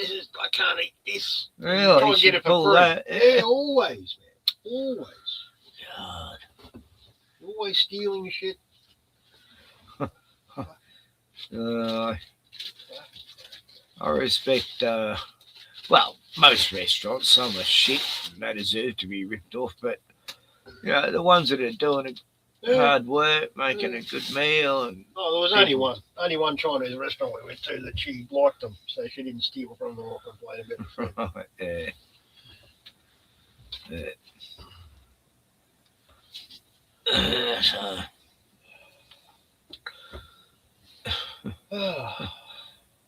Israeli Olympic team humiliate. Bobsled tweet. Yeah, I watched that. Look, I didn't see that part, man. I watched nearly that whole video. I didn't see the part about the bobsled team. Anyway. Man, mental. While they're going down the bobsled thing, they're Jimmy just... was good. Anyway, yeah. Yeah, Palantir, the guy who's got all the info on everyone. Peter Thiel, yeah. Working. Nah, not Peter Thiel. This is the CEO of Palantir, Alex Carr. No, it's a different one. What's But, Peter to you? Who's he? well, he's part of it too, but no, what's he do? Yeah, anyway, when it's necessary to scare enemies and on occasion kill them. And Jimmy? Yeah, yes, Kurt. I just killed a man, Jimmy. We're doing it, Jimmy. His hair looks like he had his photo taken while falling into the abyss. That's what it looks like. Look, show him. Jimmy! So you remember this guy? This is Alex Karp. He's yes. He's a meth head and also the head Jimmy. of Palantir, which, by the way, has all your data. It's the so you know how the government isn't legally allowed to spy on you, even though they do. Well, Palantir is a private company that was actually funded and started by the CIA and works for this. Their one client seems to be the CIA. Anyway, this is Palantir. He's in charge of the surveillance state that you now live under. And remember when he flipped out during a interview with this guy? Remember he was doing I this? made a lot of decisions when we began talking and knowing each other 10 years ago. Hopefully I'm annoying you as much as 10 years ago or more. When I made every decision. So he's back at it. That's an early 90s Tom Arnold I'm looking at. Yeah. So he's back at it. And he's Palantir Technology CEO Alex Karp couldn't stay seated in his chair as he proudly stated, "We kill people sometimes," while speaking to his shareholders. This is Comb real. your hair before you say that shit. Oh. So let's watch. And I can't wait for this day to end when the guys who are the most powerful business guys in the room show up in T-shirts. I guess Simon. Hey, I'm meeting at a big CEO conference that's going to be televised. So yeah, I won't give a fuck about combing my hair. Or just turn up in a T-shirt. All kind of started that by hosting a national television show in a T-shirt instead of wearing a collared shirt and looking nice. So now every asshole in the world wants to wear a T-shirt when they go to work because it makes them look, oh, he must really be powerful because look, he can dress like it's laundry day when he goes to work. When he's he's doing an earnings, he's doing a call to his investors. That's my dream to do that, to wear an undershirt while I talk to my jerk off investors and they have to tolerate. They probably got dressed up too. Oh, here we go. Sweatpants. Oh, here we go. Ready? And so let's listen to what he said. Alex, as always, we have a lot of individual investors on the line. Is there anything you'd like to say before we end the call? We're doing it. Yeah. We're doing it. And I'm sure you're enjoying this as much as I am.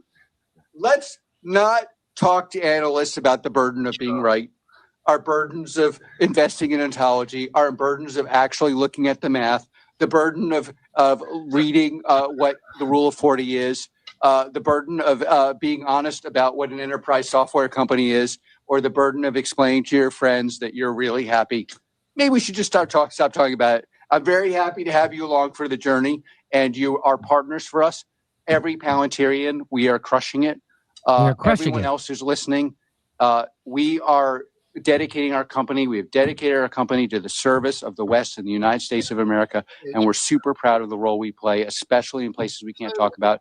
And we love our success in the U.S. and globally. Also, we are doing in the United Kingdom and many other places. Palantir is here to disrupt and make the institutions we partner with the very best in the world. And when it's necessary to scare enemies and on occasion kill them. And on occasion, kill. Jimmy? Yeah, yes, Kurt. I just killed a man, Jimmy. Woo, I hope that's annoying. Woo! We're doing it, Jimmy. His hair looks like he had his photo taken while falling into the abyss. That's what it looks like. Look, show him. Jimmy! Yeah. We're doing it. So here it says, when a CEO treats lethal force like a quirky product feature, that's not bravado, that's rot. And that is our Palantir logo. Thank you. That's not bravado, that's rot.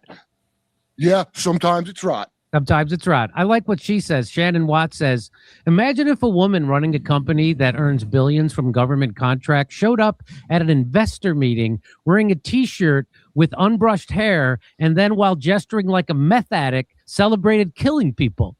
That's not what Hillary does. Yeah. I think she brushes her hair. She wears a brooch. She doesn't wear a T-shirt, and she's not doing this the whole time. Hey, yeah. Hillary sits very still. Sometimes she'll go like this at balloons. Oh. Look at his horns. Kim.com says Peter Thiel and Alex Karp murdered innocent children in Gaza. You're welcome. They may have money, but they have no respect. When you see gore videos of Palestinian kids without limbs, those guys are probably involved. Imagine making money by killing children. I couldn't sleep at night. Well, they don't have any problem. Yeah, well, sometimes we kill children. We're doing it. I don't know. Kim.com doesn't look like you sleep at night. I don't know if you've looked very closely. You probably need a CPAP machine, I'd imagine. Because he doesn't look like he sleeps at all. Kim.com. Maybe he hangs upside down like Batman. That would have. He's probably just sitting in a comfy chair. I bet. I'm the Steve Jobs of killing people. That's a great. I like that. I'm trying to do his perfect Alex Carr. How about this one? Oh yeah, that's great. Reminds me of that guy. Remember now Misha hasn't seen this movie. I want to watch it with you. Oh. Yeah, but put it in the Lord of the Rings terms. Come on, Palantir Dr. and Strangelove. Peter Bilbo. So let's remember what he has said previously. You need a higher purpose, and I also think you often need a lower purpose. Nice. Like the higher purpose for me. What's the lower purpose? Well, I love the idea of getting a drone and having light fentanyl-laced urine spraying on analysts who tried to screw us. A drone? That's Easter. Wow, the lower purpose: spray drug piss on everybody. Yeah, wow, I got plenty of that, Jimmy. I got plenty of drug piss. You just give me the drone. Show me the lobbyist. Talk about public enema number one. Am I right? Come on. Yeah. Are you sure you would have fentanyl pee there, buddy? It looks like you're on Adderall pee to me. Yeah. And I'm going to say something a lot stronger than Adderall is my guess. Yeah. Because I never, even Destiny, who I'm pretty sure does meth because of Jaw. Yeah. Never seen him do that. Never saw it. Here's what Kim Iverson has to say about Alex Karp. He wrote a book. At its core, this book isn't just a book about AI. It is essentially a manifesto. The Technological Republic, hard power, soft belief, and the future of the West. And what he means by that is pretty radical. The tech elite, Silicon Valley founders, engineers, AI builders shouldn't just build products and chase markets. They should basically function as a governing class, not elected politicians, but a strategic elite working hand in hand with the state to shape the country's direction. Now we've talked about this. Steve Bannon brought this up when he came on the show. Remember, he was talking about how guys like Peter Thiel and Elon Musk want to be these techno-feudal overlords who rule us, right? And it's not really a democracy, which it's not a democracy anyway. But she's saying that that's their plan. Now, we've talked about this when we had on Derek Bros. He talked about how this has been a plan since World War II to have a techno state take over North America, all the way from South America to the North Pole. And so that's this is not. So that's really, by the way, that's what's happening. Unless you know it or not, that's we are now under the thumb of Palantir surveillance state. That's right. And we're going to take more land and we're going to be on speed. Does that remind you of anybody from history? It better not. It better not remind you. Better not remind you of Hitler. But here we go. Now he says, Silicon Valley just builds food delivery apps, dating apps, social media stuff. He says that markets are too democratic, that they just give people what they want, not what they need. You're giving them entertainment. But what they need is supposedly AI weapons systems, battlefield autonomy, surveillance infrastructure, military coordination tools. He doesn't frame AI military dominance as a reluctant necessity. He frames it as a moral imperative. So in his view, building military AI is virtuous. because it defends the West. He encourages tech companies to work closely with the Pentagon, intelligence agencies, and law enforcement. He wants that fusion of tech, AI, surveillance in our government. He argues for this. He actually sees this as a good thing. And then he goes on to say when he's promoting his book, oh yeah, and by the way, I want to spray my critics with fentanyl-laced urine. Alex Karp now has many people in our government by the nuts. Now that we've integrated all of this AI tech into the government. Really, the government has been like this for a while. We've seen this with the military-industrial complex. The people that made the missiles, people that make all the bombs, the people that make all the airplanes, all the tech, they essentially been controlling our government. That's why we're in endless war. So that is what the military-industrial complex has been able to do, is hold our nation hostage by being so powerful. And now it's the AI guys. And now it's the AI guys. Yeah. And by the way, when he says that they're crushing it, they were doing really good. But here now it seems to be it's going downhill. Yeah, Palantir sorry, Jimmy. We call crushing it is not what you think you want. It's what you need, and we needed for it to go downhill. And now we need to spy on you. So Palantir's 1984 level spyware could be used to prevent crime. But instead, it's being used to murder God knows who from God knows where and God knows why with our tax dollars. At Palantir, we believe that software is the critical enabler of modern mission systems. Yeah, they're using it in Gaza with these killing drones that just shoot people in the head. Yeah, Obama started that. Yeah, these ones are really sophisticated. 2008, we proudly partnered with the U.S. Army, embedding alongside users to design and deploy modern mission essential software solutions. Today, Palantir solutions are deployed across nearly every Army mission area. Oh, okay. No big deal. Yeah, we're doing it. We're doing it. And no one, she says, no one still ever mentions the disease surveillance piece.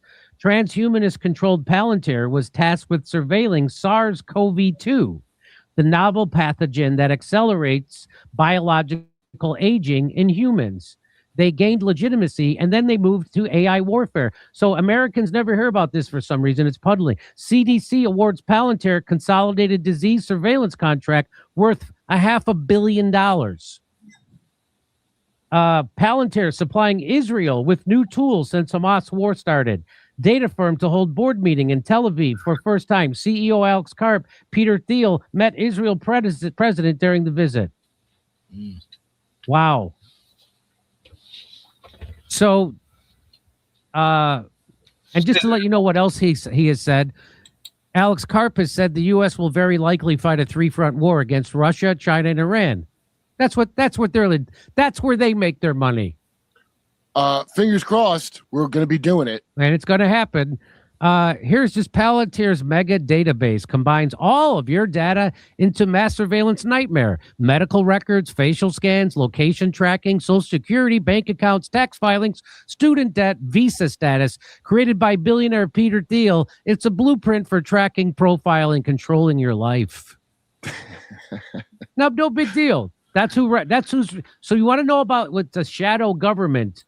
There's your shadow government. Do you realize Alex Karp has the same intro to talking about this as Tony does to Kill Tony? Yep. Because we're doing it. Because we're doing it. That's what Kill Tony. That's what Tony. Because we're doing it. We're doing it. Yeah. Did Alex Karp steal that amazing opening? Do you think? So there's Alex Karp, a guy who has more power than you thought. And he should, and most people don't know who he is. Sorry, you. So what we are It's been a bit too silly. is the frog in the pot, and it's slowly boiling, and we don't notice. And people don't notice because they're too busy trying to afford gas and groceries and schooling and healthcare and their pharmaceuticals, and also try to squeeze in a vacation if that's possible. So that's what's going on. People don't have time yet. But once the U.S. dollar is no longer the reserve currency of the world, and their 401ks tank, and the dollar tanks, and their whole savings tank, and their retirement tanks, and their houses tank, then there will be people in the street, and we will have a revolution. But until then, we're going to be ruled by criminals. you're going to be lucky to have a frog in a pot, Jimmy. Honestly, I don't even think you'll be entitled to fentanyl urine the way you're talking. I know. By the way, that frog in the pot myth that everybody says, no, a frog will jump right out. They won't sit there and boil. So Exactly. Oh, fuck, I've been telling people this for years. It doesn't work. It doesn't, not even a fucking. It's like, I've seen people on YouTube years ago doing the frog in the pot thing. And as soon as it starts to heat up, that frog's out of there. It's such a bullshit thing. And so many preachers use it, you know. Everybody does it. Oh, yo, you know, you just. the guy that said that is some weird German vivisectionist who cut out part of the frog's brain in an amazing Fauci-like experiment and then discovered it won't move. Oh, wow. It's brilliant. But you know what? It still works because that's America. Half you got half your brain cut out. And you sit there like a frog, like a lobotomized frog. And if you want to hear my jokes about this, come see me in Lansing, Milwaukee, San Antonio, Albuquerque, Houston, Dallas, Salt Lake City, Las Vegas. Go to... Yeah. Anyway, I'm too far away to go to a Jimmy Doyle. He came here. He was here. Oh, that's right. He was. Before Yeah. Christmas. Yeah, about. That's right. I think it was just before 2.5 months ago or something. Yeah.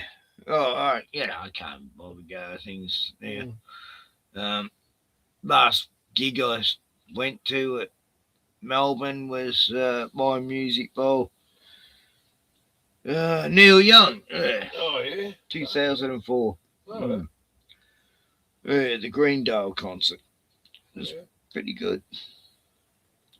Then he went, what? Anyway. So, well, I think he always was a sellout because he hung around with Charles Manson, you know, when he was younger and shit. Gave him a good rap.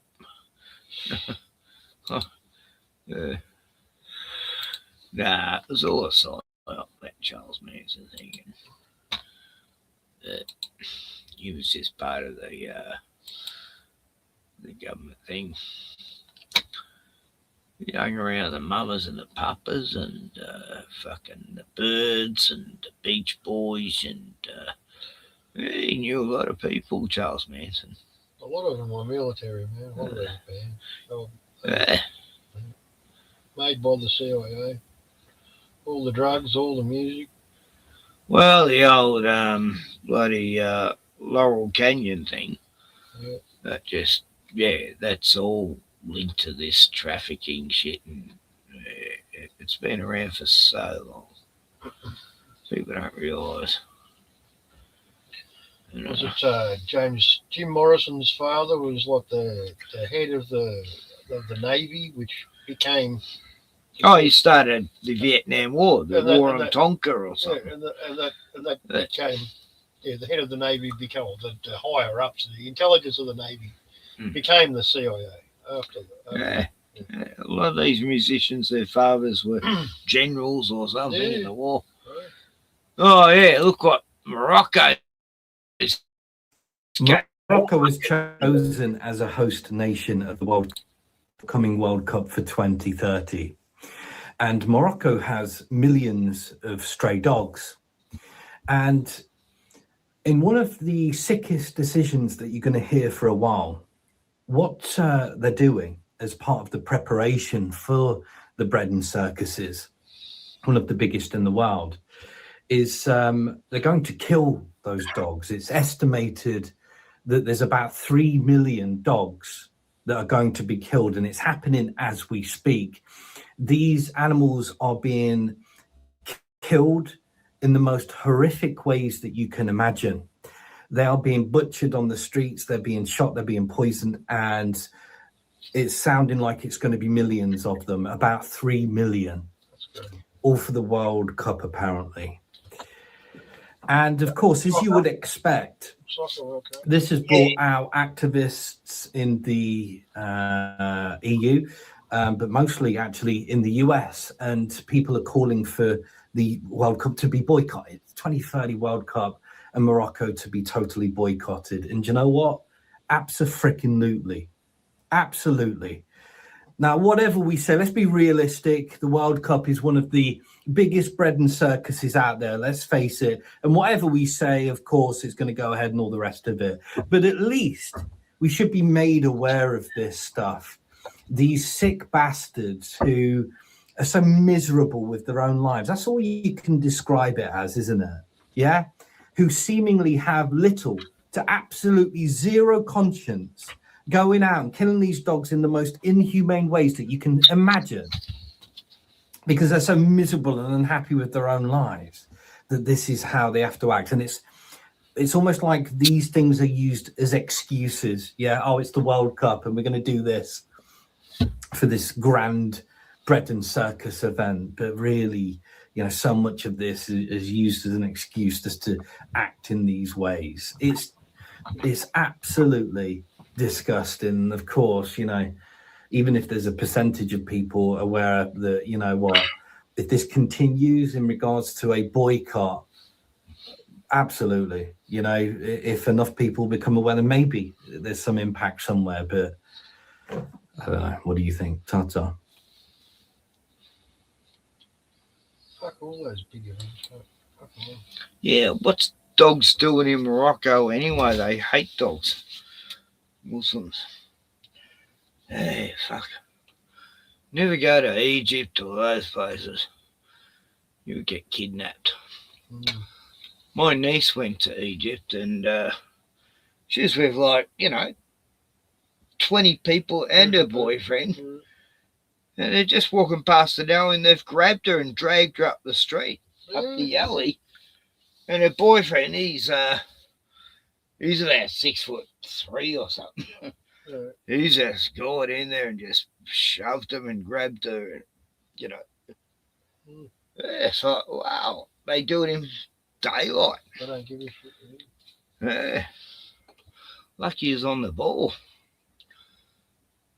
No, they had no chance to get him. But yeah, my niece was lucky, Barbie. And thank God John was on the ball. But yeah, so it happened to Chris and Sri Geo beyond the veil. They nearly got kidnapped. I warned them about it before they went. I told them what happened to my niece before they went there. They went there to see the pyramids and all that shit. But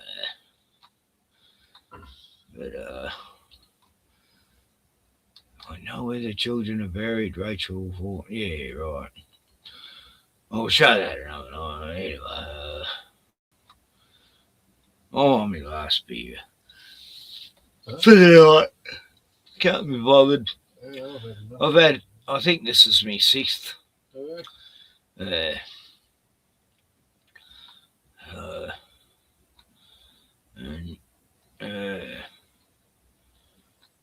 it's just a shit show. It's a big club. And we're not invited. But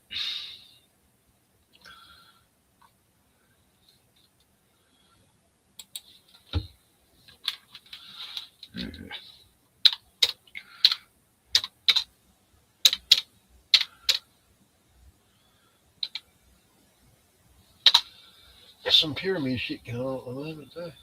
Yeah. It's supposed to be a new chamber they're going to go into that's never been opened before. I didn't watch the video. What's that? Something about the pyramids of Giza pyramid.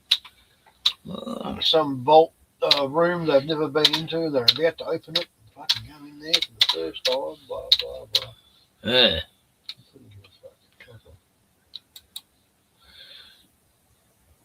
I know. I mean, the pyramids definitely, there's something to it, you know. Yeah, nothing that they tell us about, though. Everything they talk about is bullshit. They're not fucking. That's not a fucking. What do you call it? A mausoleum. There's not fucking. It wasn't built for fucking. No, it wasn't. They weren't tombs. That's for sure. Sure. It's all bullshit. Everything they say is bullshit. No, I mean pyramids all over the world. No, yeah, they're fucking everywhere.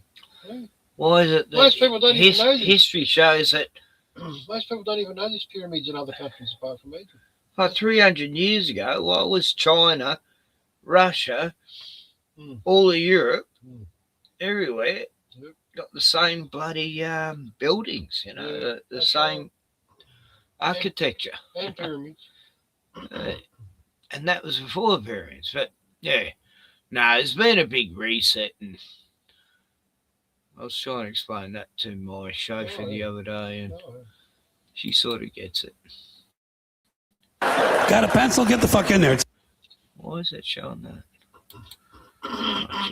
Anyway, this guy, he'll never age. Everything he said was just so brilliant. And George Carlin, legend. But if you talk to one of them about this, if you isolate one of them, you sit them down rationally, and you talk to them about the low IQs and the dumb behavior and the bad decisions, right away they start talking about education. That's the big answer to everything. Education. They say we need more money for education. We need more books, more teachers, more classrooms, more schools. We need more testing for the kids. And you say to them, well, we've tried all of that, and the kids still can't pass the test. So don't you worry about that. We're going to lower the passing grades. And that's what they do in a lot of these schools now. They lower the passing grades so more kids can pass. More kids pass, the school looks good, everybody's happy, the IQ of the country slips another 2 or 3 points, and pretty soon all you'll need to get into college is a fucking pencil. Got a pencil? Get the fuck in there. It's physics. Then everyone wonders why 17 other countries graduate more scientists than we do. Education. Politicians know that word. They use it on you. Politicians have traditionally hidden behind 3 things: the flag, the Bible, and children. No child left behind. No child left behind. Oh, really? Well, it wasn't long ago you were talking about giving kids a head start. Head start, left behind. Someone's losing fucking ground here. But there's a reason. There's a reason. There's a reason for this. There's a reason education sucks, and it's the same reason that it will never, ever, ever be fixed. It's never going to get any better. Don't look for it. Be happy with what you got. Because the owners of this country don't want that. I'm talking about the real owners now. The real owners, the big wealthy business interests that control things and make all the important decisions. Forget the politicians. The politicians are put there to give you the idea that you have freedom of choice. You don't. You have no choice. You have owners. They own you. They own everything. They own all the important land. They own and control the corporations. They've long since bought and paid for the Senate, the Congress, the state houses, the city halls. They got the judges in their back pockets. And they own all the big media companies, so they control just about all of the news and information you get to hear. They got you by the balls. They spend billions of dollars every year lobbying to get what they want. Well, we know what they want. They want more for themselves and less for everybody else. But I'll tell you what they don't want. They don't want a population of citizens capable of critical thinking. They don't want well-informed, well-educated people capable of critical thinking. They're not interested in that. That doesn't help them. That's against their interest. That's right. They don't want people who are smart enough to sit around the kitchen table to figure out how badly they're getting fucked by a system that threw them overboard 30 fucking years ago. They don't want that. You know what they want? They want obedient workers. Obedient workers. People who are just smart enough to run the machines and do the paperwork, and just dumb enough to passively accept all these increasingly shittier jobs with the lower pay, the longer hours, the reduced benefits, the end of overtime, and the vanishing pension that disappears the minute you go to collect it. And now they're coming for your Social Security money. They want your fucking retirement money. They want it back so they can give it to their criminal friends on Wall Street. And you know something? They'll get it. They'll get it all from you sooner or later because they own this fucking place. It's a big club, and you ain't in it. You and I are not in the big club. And by the way, it's the same big club they used to beat you over the head with all day long when they tell you what to believe. All day long, beating you over the head in their media, telling you what to believe, what to think, and what to buy. The table is tilted, folks. The game is rigged. And nobody seems to notice. Nobody seems to care. Good, honest, hardworking people, white collar, blue collar, doesn't matter what color shirt you have on. Good, honest, hardworking people continue. These are people of modest means. Continue to elect these rich cocksuckers who don't give a fuck about them. They don't give a fuck about you. They don't give a fuck about you. They don't care about you at all. At all. At all. Little mirror matter. And nobody seems to notice, nobody seems to care. That's what the owners count on, the fact that Americans will probably remain willfully ignorant of the big red, white, and blue dick that's being jammed up their assholes every day. Because the owners of this country know the truth. It's called the American dream, because you have to be asleep to believe it.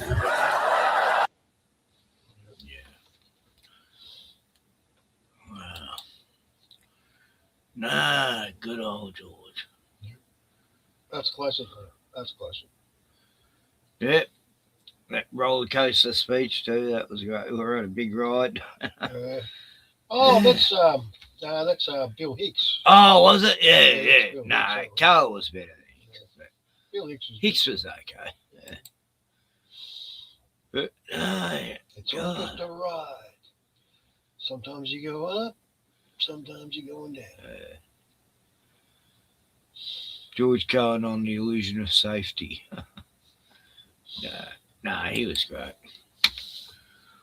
Excellent.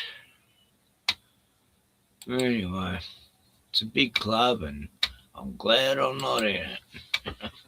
I could have been in it. You know, I was invited to go back to the Freemasons. My dad left, but, you know, my family is very renowned in it, and they all through the 80s I did jobs for Freemasons because my mate was a Freemason, and yeah, we were treated really good. The richest of people in Melbourne, and judges and surgeons, you know, like misters and lawyers and politicians, and yeah, they treat you with respect, you know, because even though you're a fucking tradesman, they knew your family was part of the Masons and shit. And it was quite, you know, it did make you feel like, wow, I've got some respect. I'm getting breakfast and lunch and afternoon lunch every day at this place. And me mate used to say to him, oh, no, Kenny's going to come back eventually, you know. I said, but I was never in it. I wasn't, you know. But anyway, I'm first generation Freemason. In my long 1,000-year line. You break the chain. Well, same with the rest of my family, because, yeah, my dad joined the cult. You know, my mum was a Catholic, dad was a Church of England Mason. Well, my older sister died of SIDS at 6 months. Sudden infant death. I think it was the chemicals, because Dad used to paint oil rigs. And that was jabs, man. Next minute, you know, hey, have you heard about the paradise and shit? Well, because some priest went up to Dad and said, oh, you know, God's got another little angel in heaven. He goes, my baby was an angel. And then there were Jehovah's Witnesses door knocked at 1966. And, yeah, and I remember Christmas and birthdays and Easter and anything celebration always done away with. Can't have that anymore. And they killed Bambi. Anyway. So that was a small club, but very much like the big club. Just a microcosm version of it. No, it's all connected. It's all... Yeah, and the founder of the Witnesses was a Freemason. So same as the Mormon, same as all the others. Ron L. Hubbard. And, there's not a lot of difference. And then you got them aeroplane priests, you know, they need to be hung. Anyway, all these cunts are giving God a bad name and they're fucked. God, I hate Sky News. It's so they're fucked.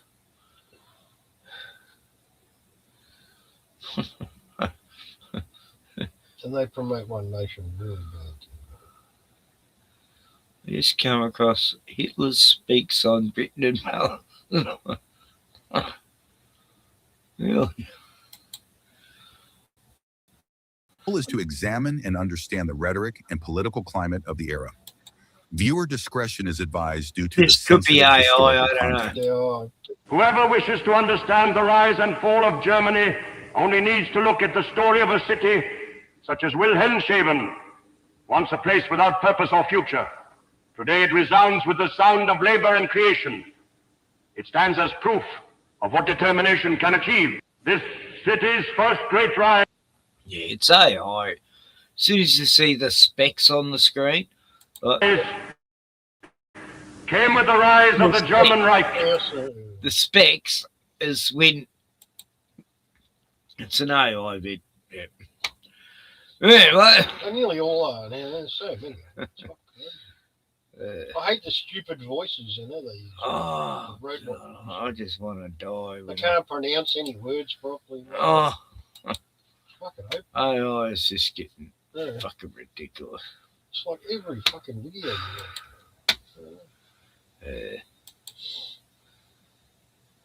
Okay. Anyway. That's the plan too. So you won't know what the difference is between real and fucking real, imaginary, you know.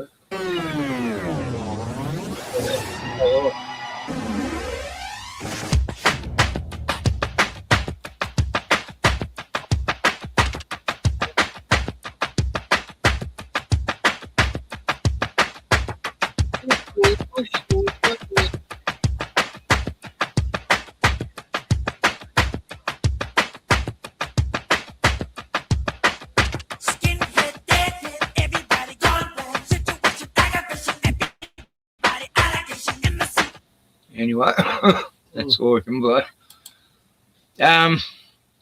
What? Look, I love Sky News. Only certain programs such as Lefties Lose It and Power.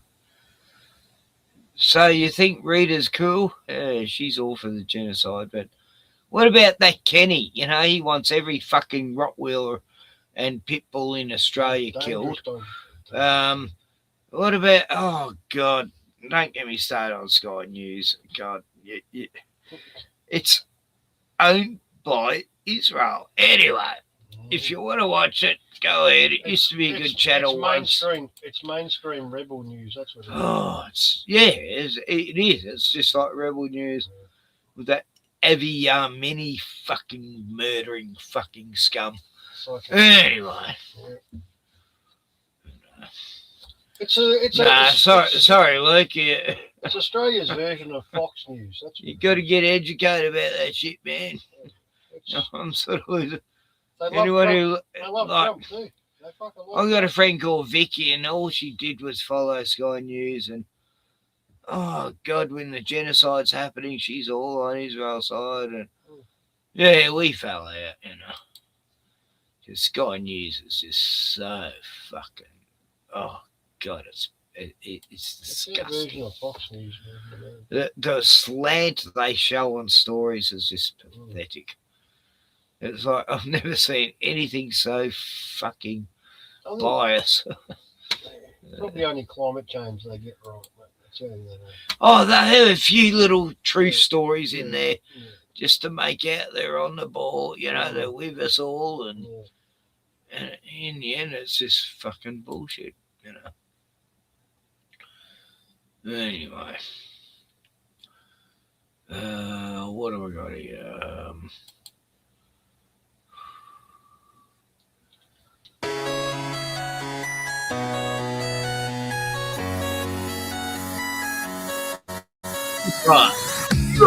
Dog goes woof, cat goes meow, Trump goes tweet, and mouse goes squeak. Cow goes moo, frog goes crow, and the elephant says toot. Ducks say quack, and fish go blub, and the seal goes ow, ow, ow. But there's one sound everyone hates. What does the sheep say? Wear a mask. Ding, ding, ding, ding, ding, ding, ding. Wear a mask. What does sheep say? Get a vax. Get a vax. What does sheep say? Go for Joe. Happy, ho. Go for Joe. What does sheep say? There's no proof of any voter fraud. There's no proof of any voter fraud. What does sheep say? Shifty eyes, covered nose, chasing people through grocery stores. Skinny jeans, soy boy stare. I'll Their never freedom's forget. on, but they don't care. CNN gives them no facts. Just Orange Man is bad, and COVID deaths are really bad.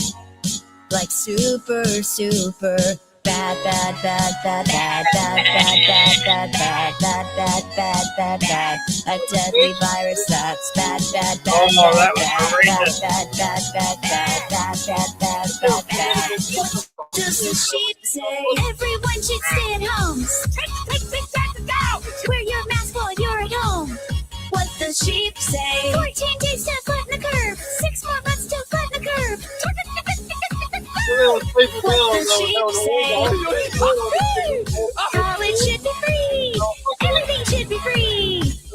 What the sheep say? Trust the food and trust what you do. What the sheep say? The wokeness of the sheep,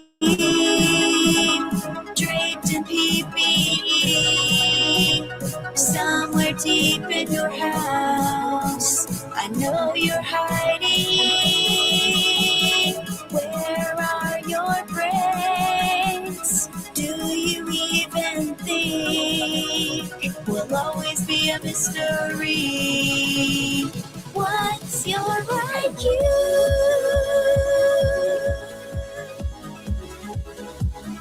Are you really stupid or dumbed down by the tube? What's in your mind?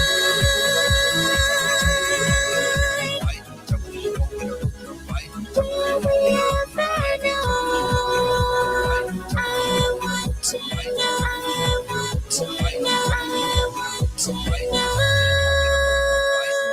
Told me to vote for Biden. Anyway, prayers to Cherie. She's in palliative care. She's in a really bad way, and she did all the back vocals, and she's a great sad.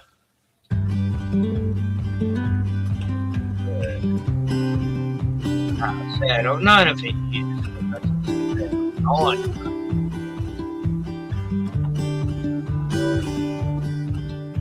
I think I get copyrighted for this song. Not all these songs, but that one for some reason. Yeah. Yeah. Anyway, I thought it was Follow the Sun. Sounds the same. Anyway, there's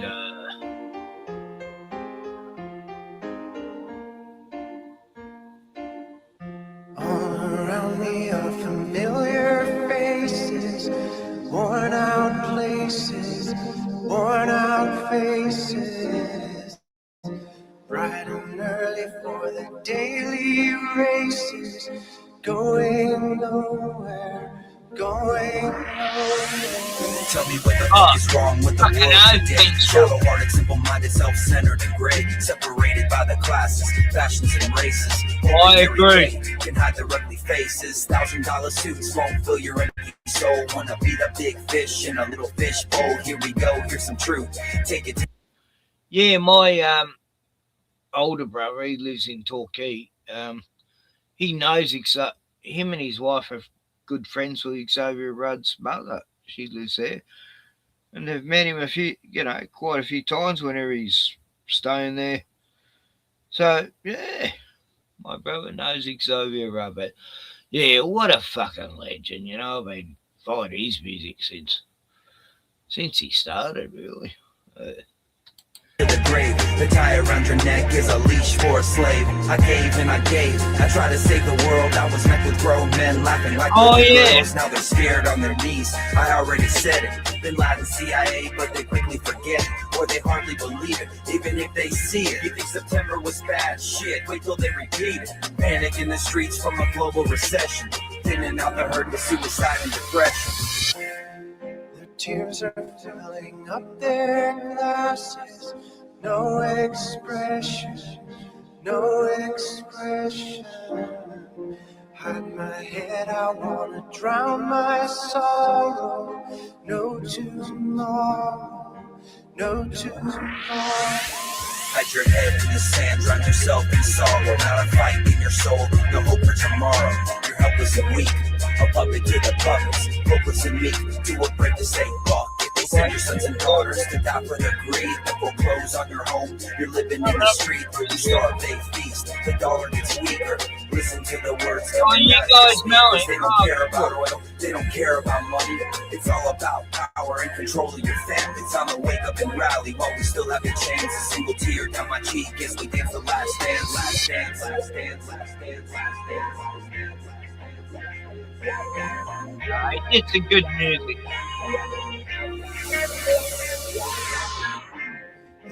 Find it kind of funny, find it kind of sad. He's good at mixing music. Dreams in which I'm dying are the best I've ever had. Find it hard to tell you, find it hard to take. When people run in circles, it's a very, very bad.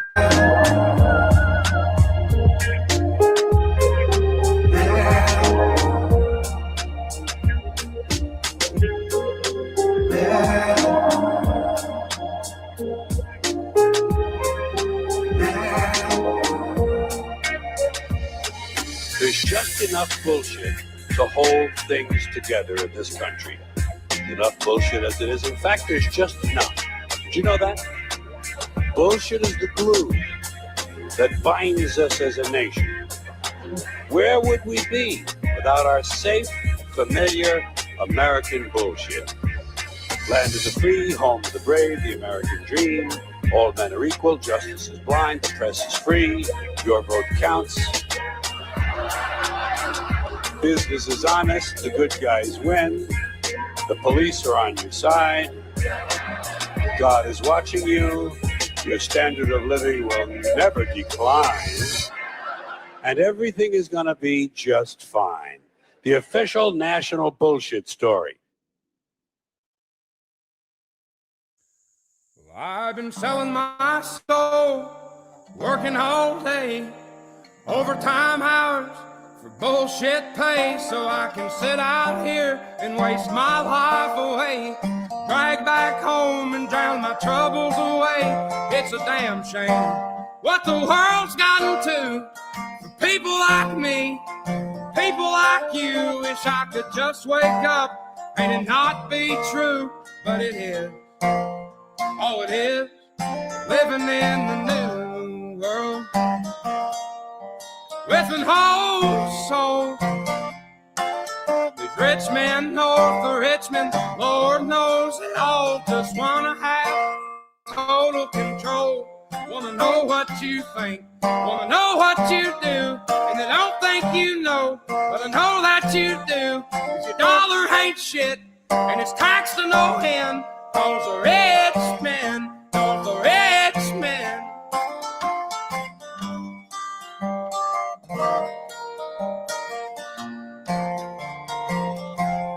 wish politicians look out for minors, and not just minors on an island somewhere. Lord, we got folks in the street, ain't got nothing to eat, and the obese milking welfare. God, if you're 5'3" and you're 300 pounds, taxes ought not to pay for your bags of fudge rounds. Young men are putting themselves 6 feet in the ground, 'cause all this damn country does is keep on kicking them down. Lord, it's a damn shame what the world's gotten to for people like me, people like you. Wish I could just wake up and it not be true, but it is. Oh, it is living in the new world with an whole soul. These rich men north of Richmond, Lord knows they all just wanna have total control. Wanna know what you think, wanna know what you do, and they don't think you know, but I know that you do. 'Cause your dollar ain't shit, and it's taxed to no end. Cause the rich men, north of rich men.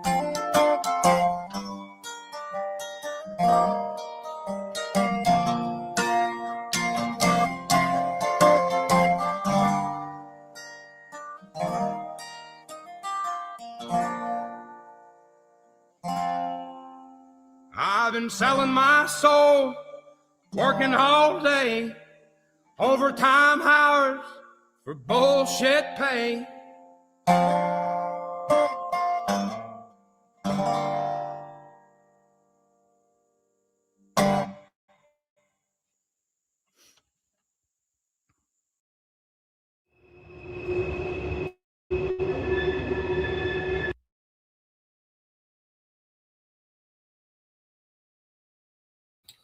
Yes, that song upset a lot of lefties or something for some reason in America.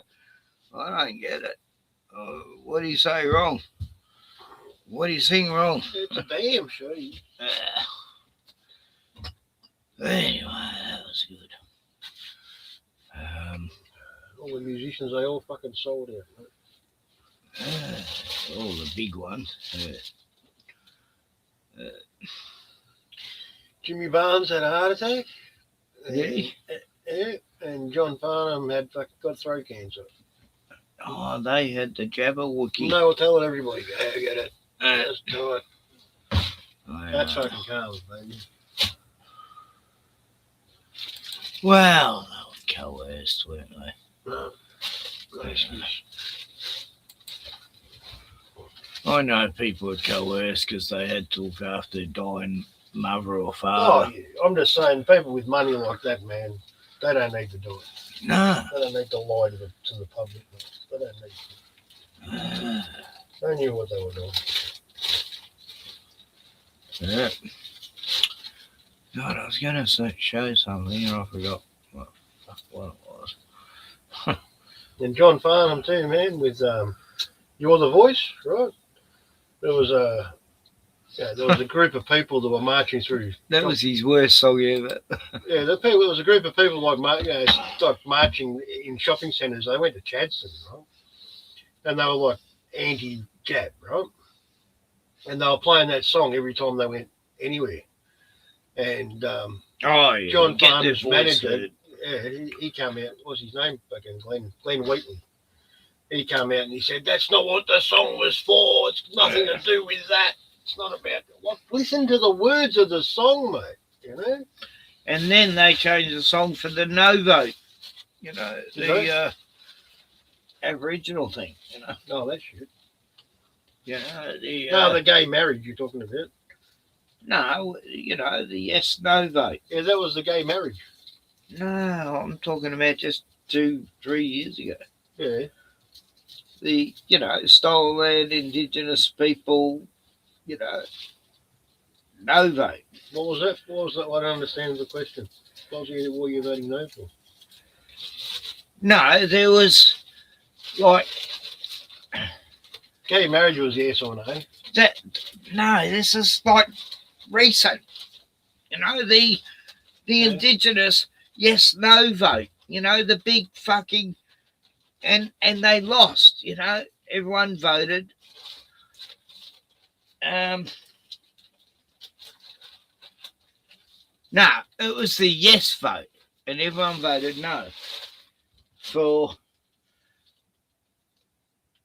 to make a law where everyone's living on stolen land.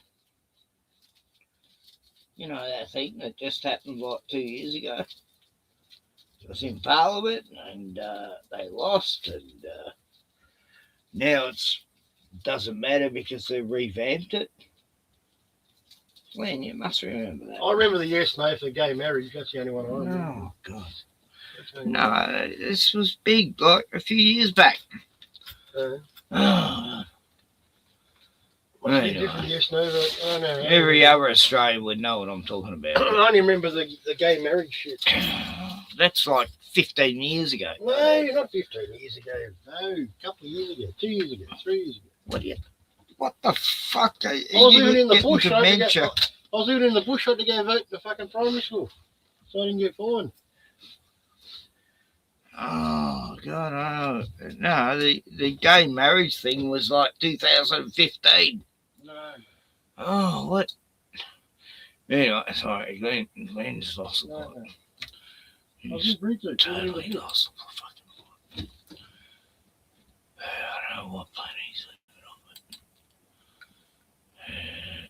is what the, everyone knows about the yes/no vote like 2-3 years ago about the Aboriginal fucking thing. Let's take everyone's land. It was all about, the Greens were pushing it.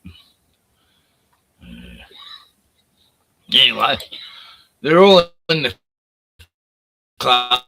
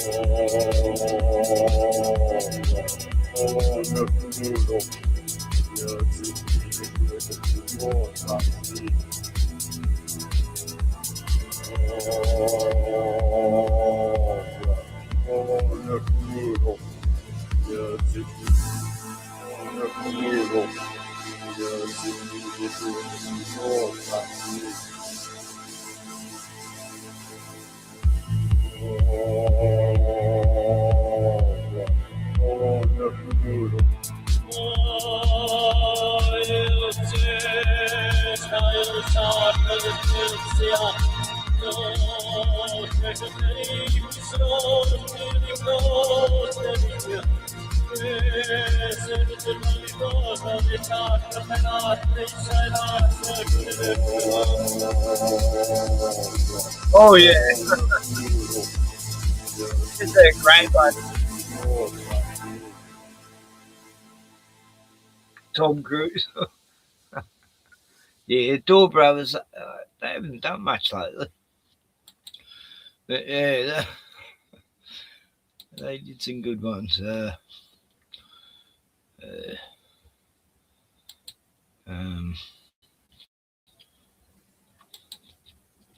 Yeah, it's music time now. Forget the dark shit. Let's go to happiness with music. Are you a Nazi?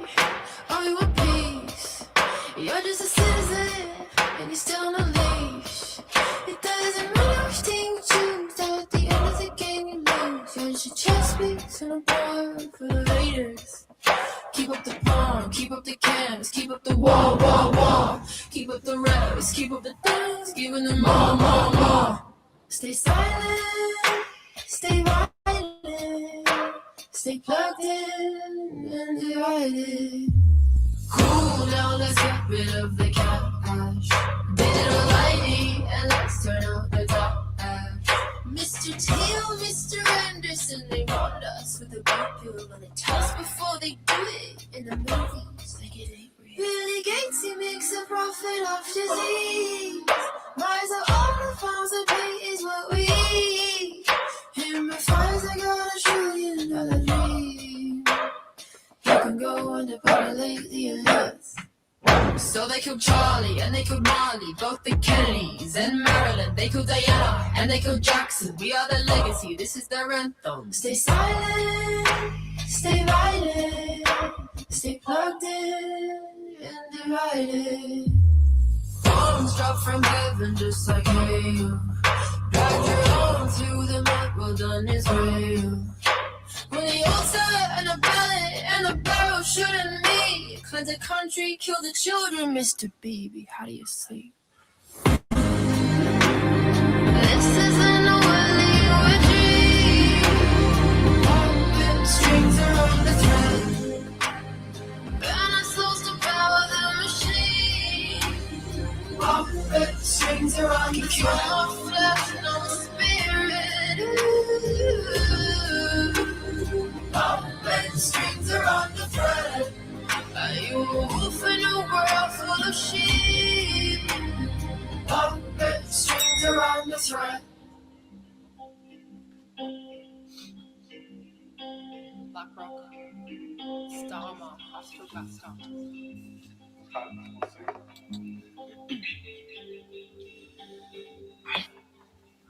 Palantir watches like horse, and BlackRock is back to its core, funding the digital war. Starmer like Judas and Tor. Now be a good civilian, while the folks on the hill keep making billions. Keep up the porn, keep up the cams, keep up the wall, wall, wall. Keep up the revs, keep up the dance, giving them more, more, more. Stay silent, stay violent, stay plugged in and divided. Oh, now let's get rid of the cash, digital ID, and let's turn up the top. Mr. Teal, Mr. Anderson, they want us with a bar pill on a toss before they do it in a business like it ain't real. This isn't a welly or a dream. Strength around the thread. Burn our souls to power the machine. Strings around the cure, no flesh, no spirit. Puppet strings around the thread. Are you a wolf in a world full of sheep? Puppet strings around the thread. This isn't a welly or a dream. Puppet strings around the thread. Burn our souls to power the machine. Puppet strings around the thread. No flesh, no spirit. Puppet strings around the thread. Are you a wolf in a world full of sheep? Puppet strings around the thread. Once you perceive what lies beneath the surface, once you glimpse the truth behind the polite illusion, you are faced with a terrible choice. Do you speak or do you remain silent? If you speak, you disturb the dream. If you stay silent, you disturb your soul. This is not a simple dilemma. It's an ancient tension between truth and belonging, between authenticity and acceptance. When you speak, when you dare to name what others deny, you risk being cast out, and not always gently.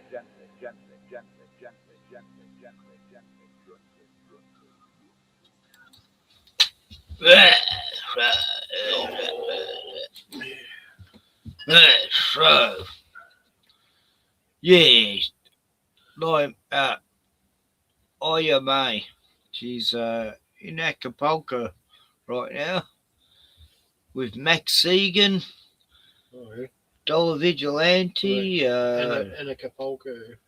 Yeah, I think David Ice even going to be Yeah, David Ice. Yeah, he might have been by video. Or his son, one or the other. Anyway. Oh, yeah, that's right. Yeah, a lot of good guests going up there. Yeah, well, I could show you an ad about it, but I can't be fucked. But, let's see.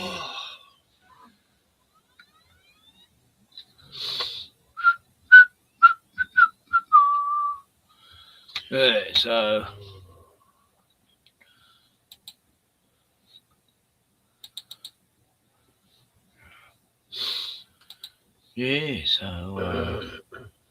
it's a big world. Well, it's a small world, really. On the internet world, God, it becomes small. Amazing amount of people, you know, it's like, wow.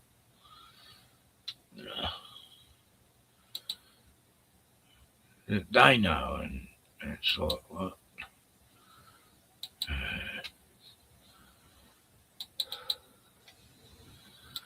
Sorry, I'm just searching shit.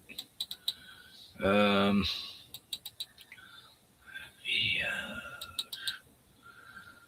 Right.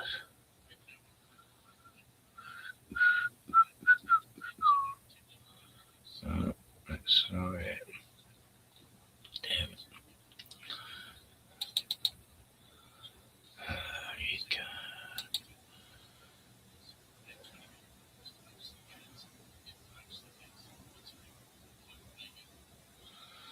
Yeah, so where's that video? Ivy.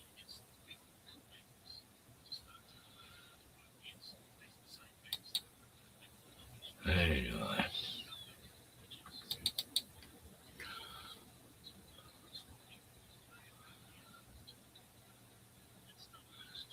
What are you watching? Yeah, I think you're right. I was thinking, yeah, it was. What was it about, man? What was that? The Yes No vote. What was it about? It wasn't gay marriage. No, that was before. No, that was years ago. It was about Aborigine, something to do with them. I can't remember what the fucking question was. Yeah, it was about I'm trying to find out. handing over all the land, and we've got to be welcome and shit. And It had a name, didn't it? What they were fucking trying to do. I can't remember. The Voice. That's right, The Voice. You're the voice, yeah. That's They use Johnny Farnham's. The Voice to Parliament. That's right. And we all said no, and we got it fucking anyway. That's right. Yeah. Yeah. Right, so music, yeah, that's right. We're playing music, aren't we? Yeah. Where is it?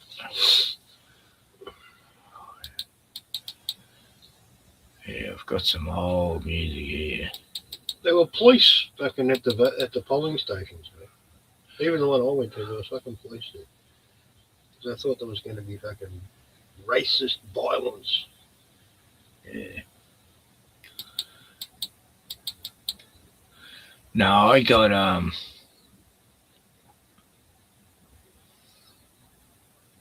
no, I didn't even put through the vote. No, yeah. I did, because I didn't want to get a fucking...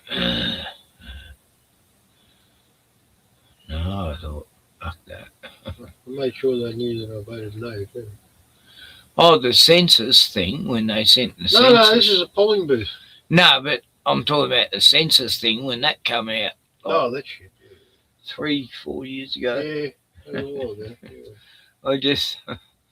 I just mocked the hell out of it and said return to sender, and they never got back to me.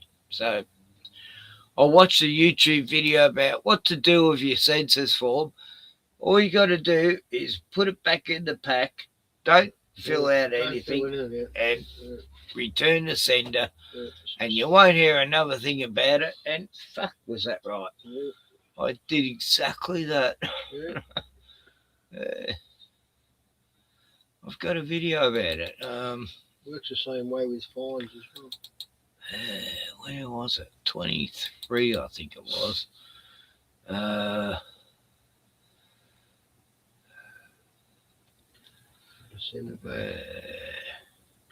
No contract. No, it must have been 24.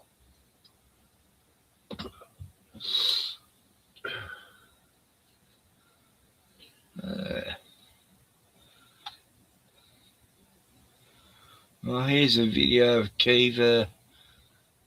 23. Wow. She must have been young then. When Bruno met beautiful box of Toby. Yeah, poor Toby. He died. Strange creatures still around. Bruno's operation. Yeah, Bruno's getting these lumps again. Damn it. Really?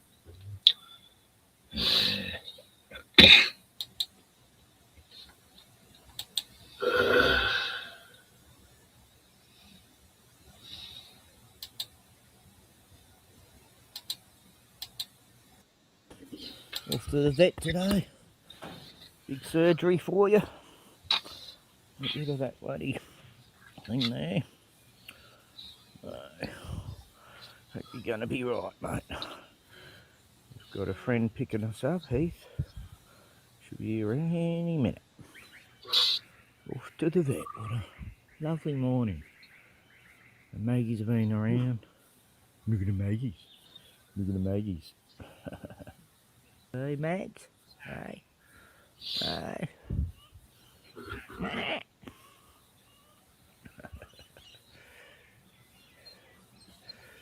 Okay, Vern. Should be here any minute. I'm very nervous about you going in. Oh God. I think this is Heath now. Alright. Would have heard a car. Can't even remember this video. You be. Hope you're going to be okay, mate, under the anesthetic.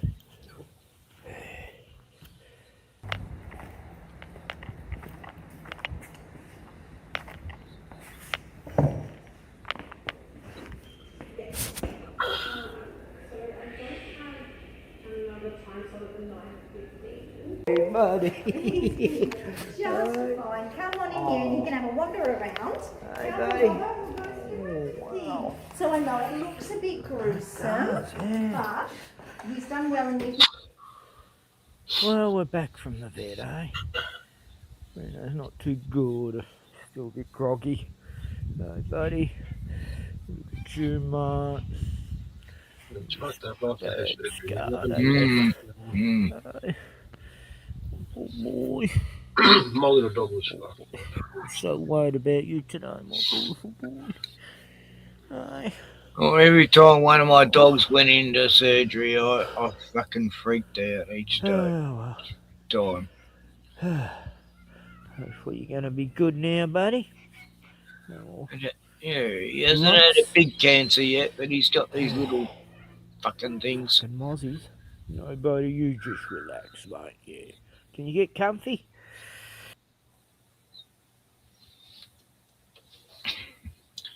Vet clinic in Bondi. No, it's not part of that show. This is Bondi Vet. Ken's Bondi Vet show. Oh yeah, I've got plenty of vet videos. I got a video of this fucking vet that I had a punch on with, and I can't fucking get that hard drive to work. This vet was the worst vet you could ever know. I wanted to fucking kill him. Anyway, he caused the death of so many dogs.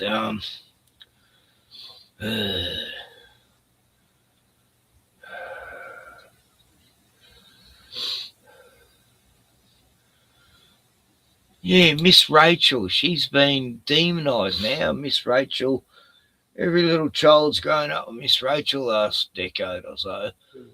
Now she dared to have a Palestinian kid on her show. Oh, yeah, that's right. The one with no legs or something. Yeah, amputee. Yeah. Anyway, here's me. We're watching Miss Rachel. We got the heater going. We're just sitting here, aren't we, baby? Look how tidy she is there. Pretty cold, but the heater's warming us up. Hey, baby. Drinking a lot of water. He was grabbing the Kemi.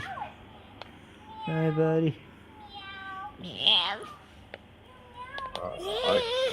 I've got all these videos. I can't wait to tell it. Yay! Look, there's a pretty cat. There's a pretty cat. Look. God, Marnie's You need a pretty cat. Meow, meow, meow, meow, meow. Meow, meow, ew. Meow. Hey. I don't know what that is, but oh, that's a cat. That's a cat, baby. Kiva. Look at a pretty cat. Hey. You don't need a pretty cat. You got Zeke, haven't you? You got Zeke, buddy. Where's Zeke? Yeah, you want the camera. Yeah. Hey. Me and baby Kiva watching TV, aren't we, buddy, eh? Let me get us up there, eh? She wants me glasses. Kiva. Kiva. I need these glasses. Maddie decides she's always taking me classes. Look, Kiva, there's a puppy dog. Look, puppy dog on TV. Look, you like puppy dogs? Hey? Our pets. We're gentle with our pets. We're gentle with our pets.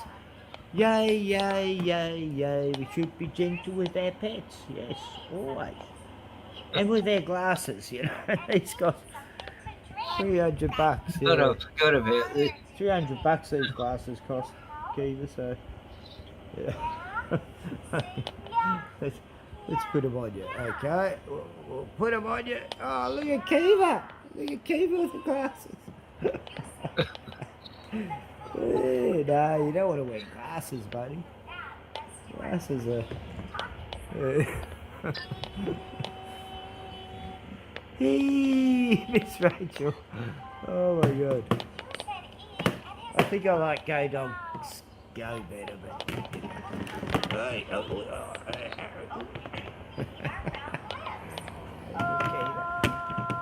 Okay, Jeez. Oh God. What happened to it? Where'd it go, Kiva?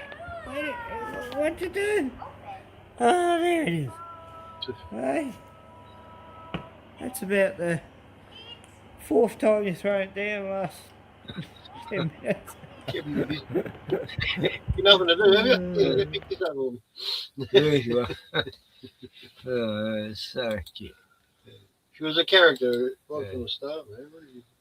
Anyway, yeah, Miss Rachel. Yeah, I want to see what's happened to Miss Rachel lately. Miss Rachel.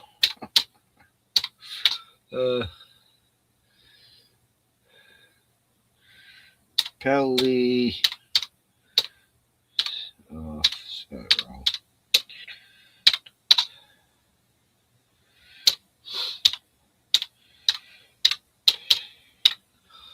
Oh, there's something to come up there. Oh, look. Here we go. And God, did she get attacked for this. This is beautiful.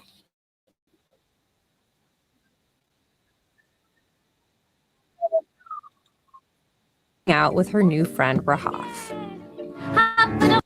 Miss Rachel is like YouTube's Mr. Rogers, with millions of subscribers and billions of views. Can you nod yes? And Rahaf is a 3-year-old double amputee from Gaza. She lost her legs when her home was bombed, and months later was medically evacuated to the U.S. إحنا رايحين على أمريكا عشان نكمل العلاج. Miss Rachel saw a video of the little girl, now living with her mom and a host family in Missouri, watching her show. She's just so precious. Hopping like a bunny, and she was kind of hopping on the couch. And arranged to have Rahaf come visit her in New York. Rahaf is part of a new group of fans Miss Rachel discovered last year, refugees of the war in Gaza. I was tagged in a video of a toddler and a brother and a sister watching in a tent, and I saw the toddler swaying and the little girl smile, and I was just so touched that I could bring a little bit of joy to them during unimaginable circumstances. Did you know that you had this audience? No, I was completely surprised. Someone wrote, "This made me realize that these kids are like mine and like ours." And I know so many parents that enjoy our show feel the same way. They say, as a mom, I just think about, I see my babies. All children are worthy. She's posted more and more about Gaza as the war has gone on, highlighting the humanitarian crisis and launching a fundraiser for kids. She's gotten supportive comments, but there's also been backlash. The bullying is so bad. It's so bad. But I can handle this. You seem very emotional about the bullying that you said you'd gotten for speaking out. The idea that caring for one group of children means that you don't care for another group of children is false. And it's so hurtful because I care so deeply for all kids. In April, an advocacy group called Stop Anti-Semitism called her a mouthpiece for Hamas. A group accused you of essentially acting as a foreign agent and asked the Attorney General to investigate you for spreading propaganda. Obviously, that's not true. I care deeply about all children, Israeli, Palestinian, Jewish, Muslim, Christian. I wouldn't be Miss Rachel if I didn't speak up for them and speak up for all of them. Miss Rachel has also used her platform to express grief over the deaths of Israeli children and said she's met with the family of hostages still in captivity. Oh, she's keeping the walker with her. Here in the US, Rahaf was fit for prosthetics and has learned how to walk again. A group called Palestinian Children's Relief Fund helped her and her mom get out. But her dad and 2 brothers are still in Gaza. ورهف محظوظة كتير طبعا إنه رهف قدرت تطلع بس في أطفال تانيين لسه موجودين بغزة وبتمنى إنه هدول الأطفال إنه يطلعوا ويتعالجوا زي رهف. طبعا في أطفال كتير لسه ما زالوا طبعا تحت الركام. أنا بشوف هذا الإشي طبعا لأنه بشوف أولادي كيف مجرد ما يحكوا مع رهف ولا حتى يشوفوها إنه ماسكة خبزة ولا بتاكل بصيروا يسألوا فيها. طبعا هذا الإشي كتير بيوجعني. Anything is possible for Rahaf. She has healthy food and she's clean water and she has wonderful medical care. This girl is thriving. We have to do this for all kids because they all deserve that.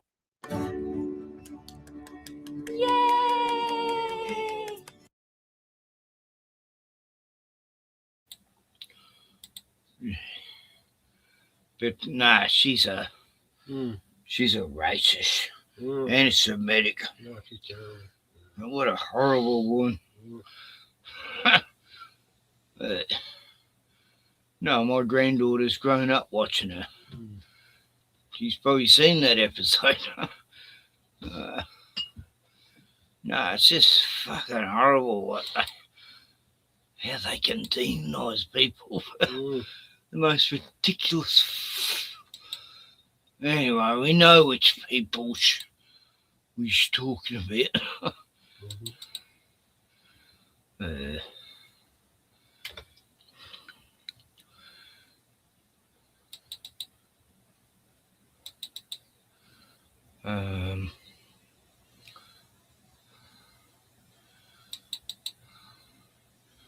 Yeah, look at Kiva now. You know, she was just a little baby. Now she's a little.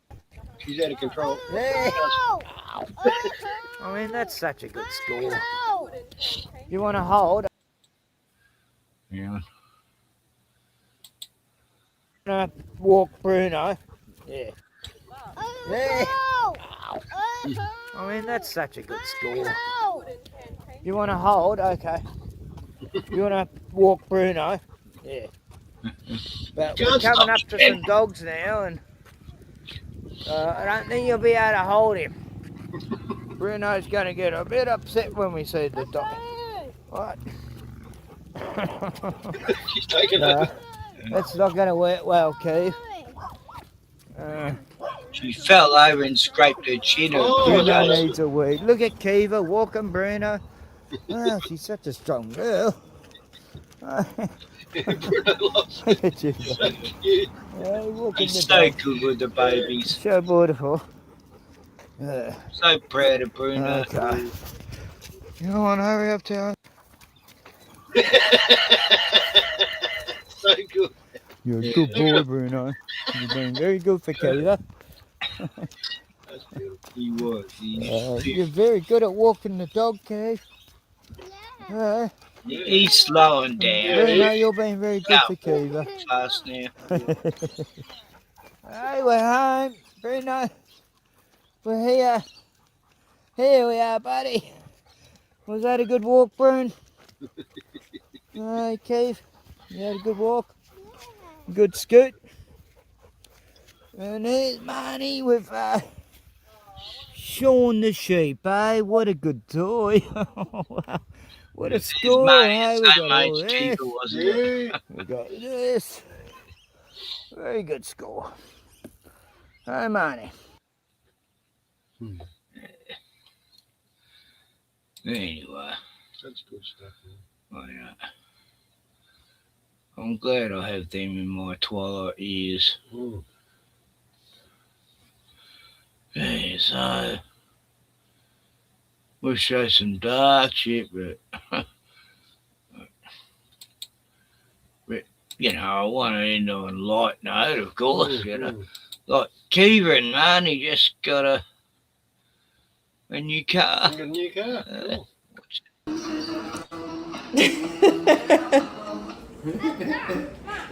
Turn on your music. This is great. It's a Look at highlight. Nene.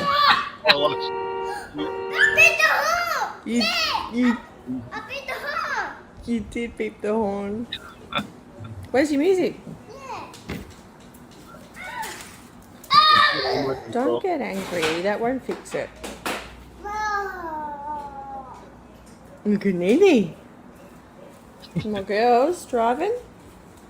Music mode. Yeah, it's got a radio. It's sick music, I think.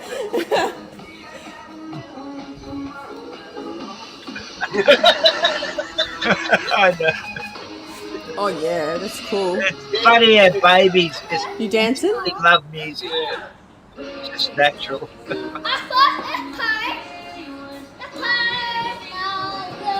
To party. Money. Diva.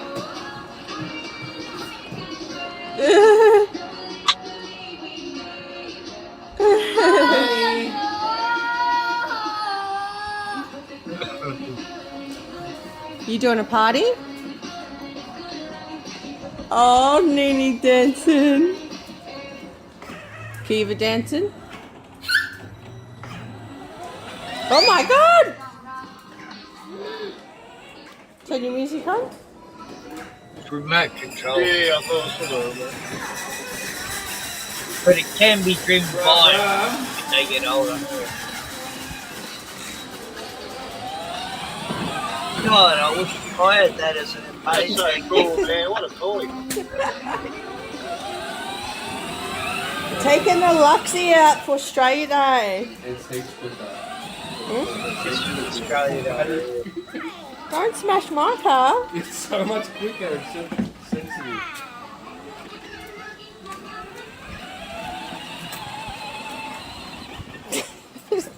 Oh, that's cool. It's sus.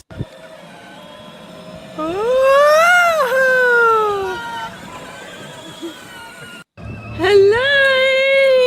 Hello.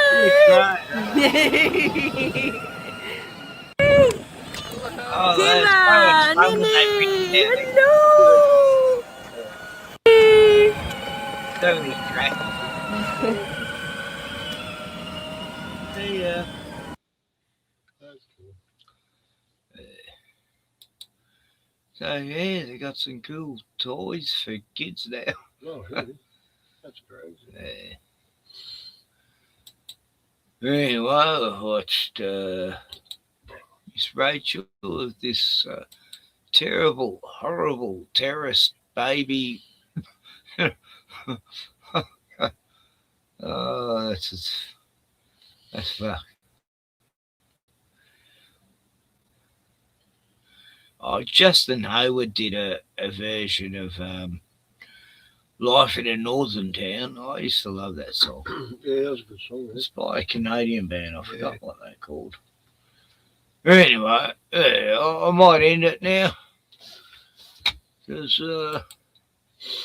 I'm getting tired. 10:47. Wow. So, good night, everyone, and God bless. And good night. I'm going to show Glenn a horrific Australian movie that will give him nightmares forever. Anyway, I'm going to start doing movie nights where everyone can join and then I can show whatever movie once we're off stream. I used to do that a lot.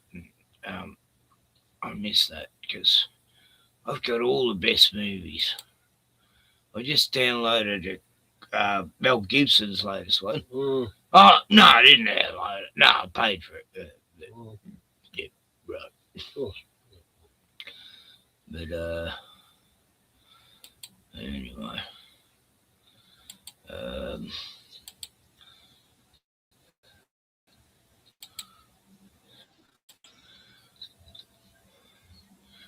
Yeah, so this is Justin Hayward from the Moody Blues. Hang on, I've got to remove that. And I've had that. Yeah, the Moody Blues. I grew up with the Moody Blues. I love that band. I went and seen them live in Melbourne. I got all the signatures, after the concert. Yeah. No, they were one of my favourite bands of the 70s. Anyway, this is Justin Haywood's version of that Canadian song. Good night, everyone.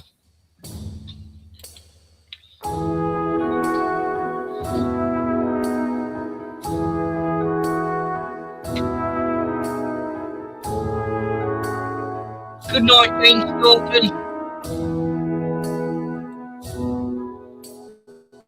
The Salvation Army band played, and the children drank lemonade, and the morning lasted all day,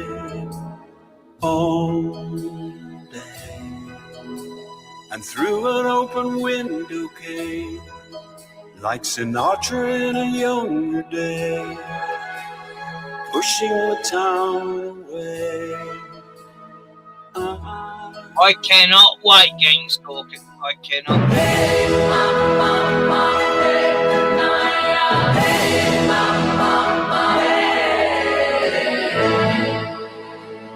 Life in a northern town. They sat on the stony ground, and he took a cigarette out, and everyone else came down to listen. He said in winter 1963, it felt like the world would freeze with John F. Kennedy and the Beatles.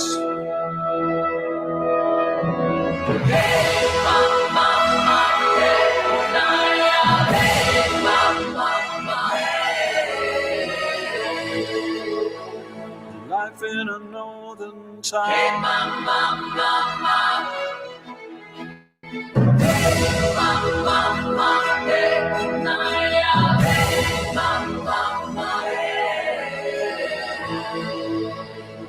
All of the work shut down. The evening turned to rain. Watch the water roll down the drain, and we followed him down to the station. Though he never would wave goodbye, you could see it written in his eyes as the train rolled out of sight. Bye.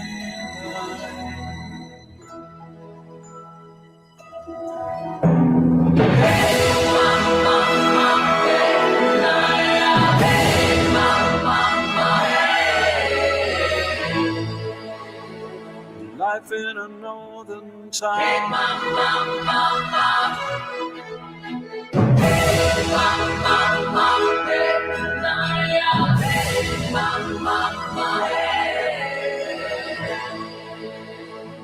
All the work shut down. Make it easy on yourself.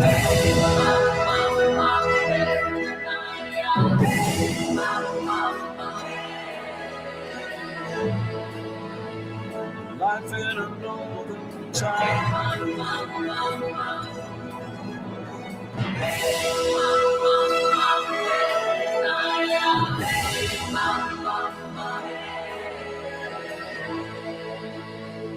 Life in a northern town.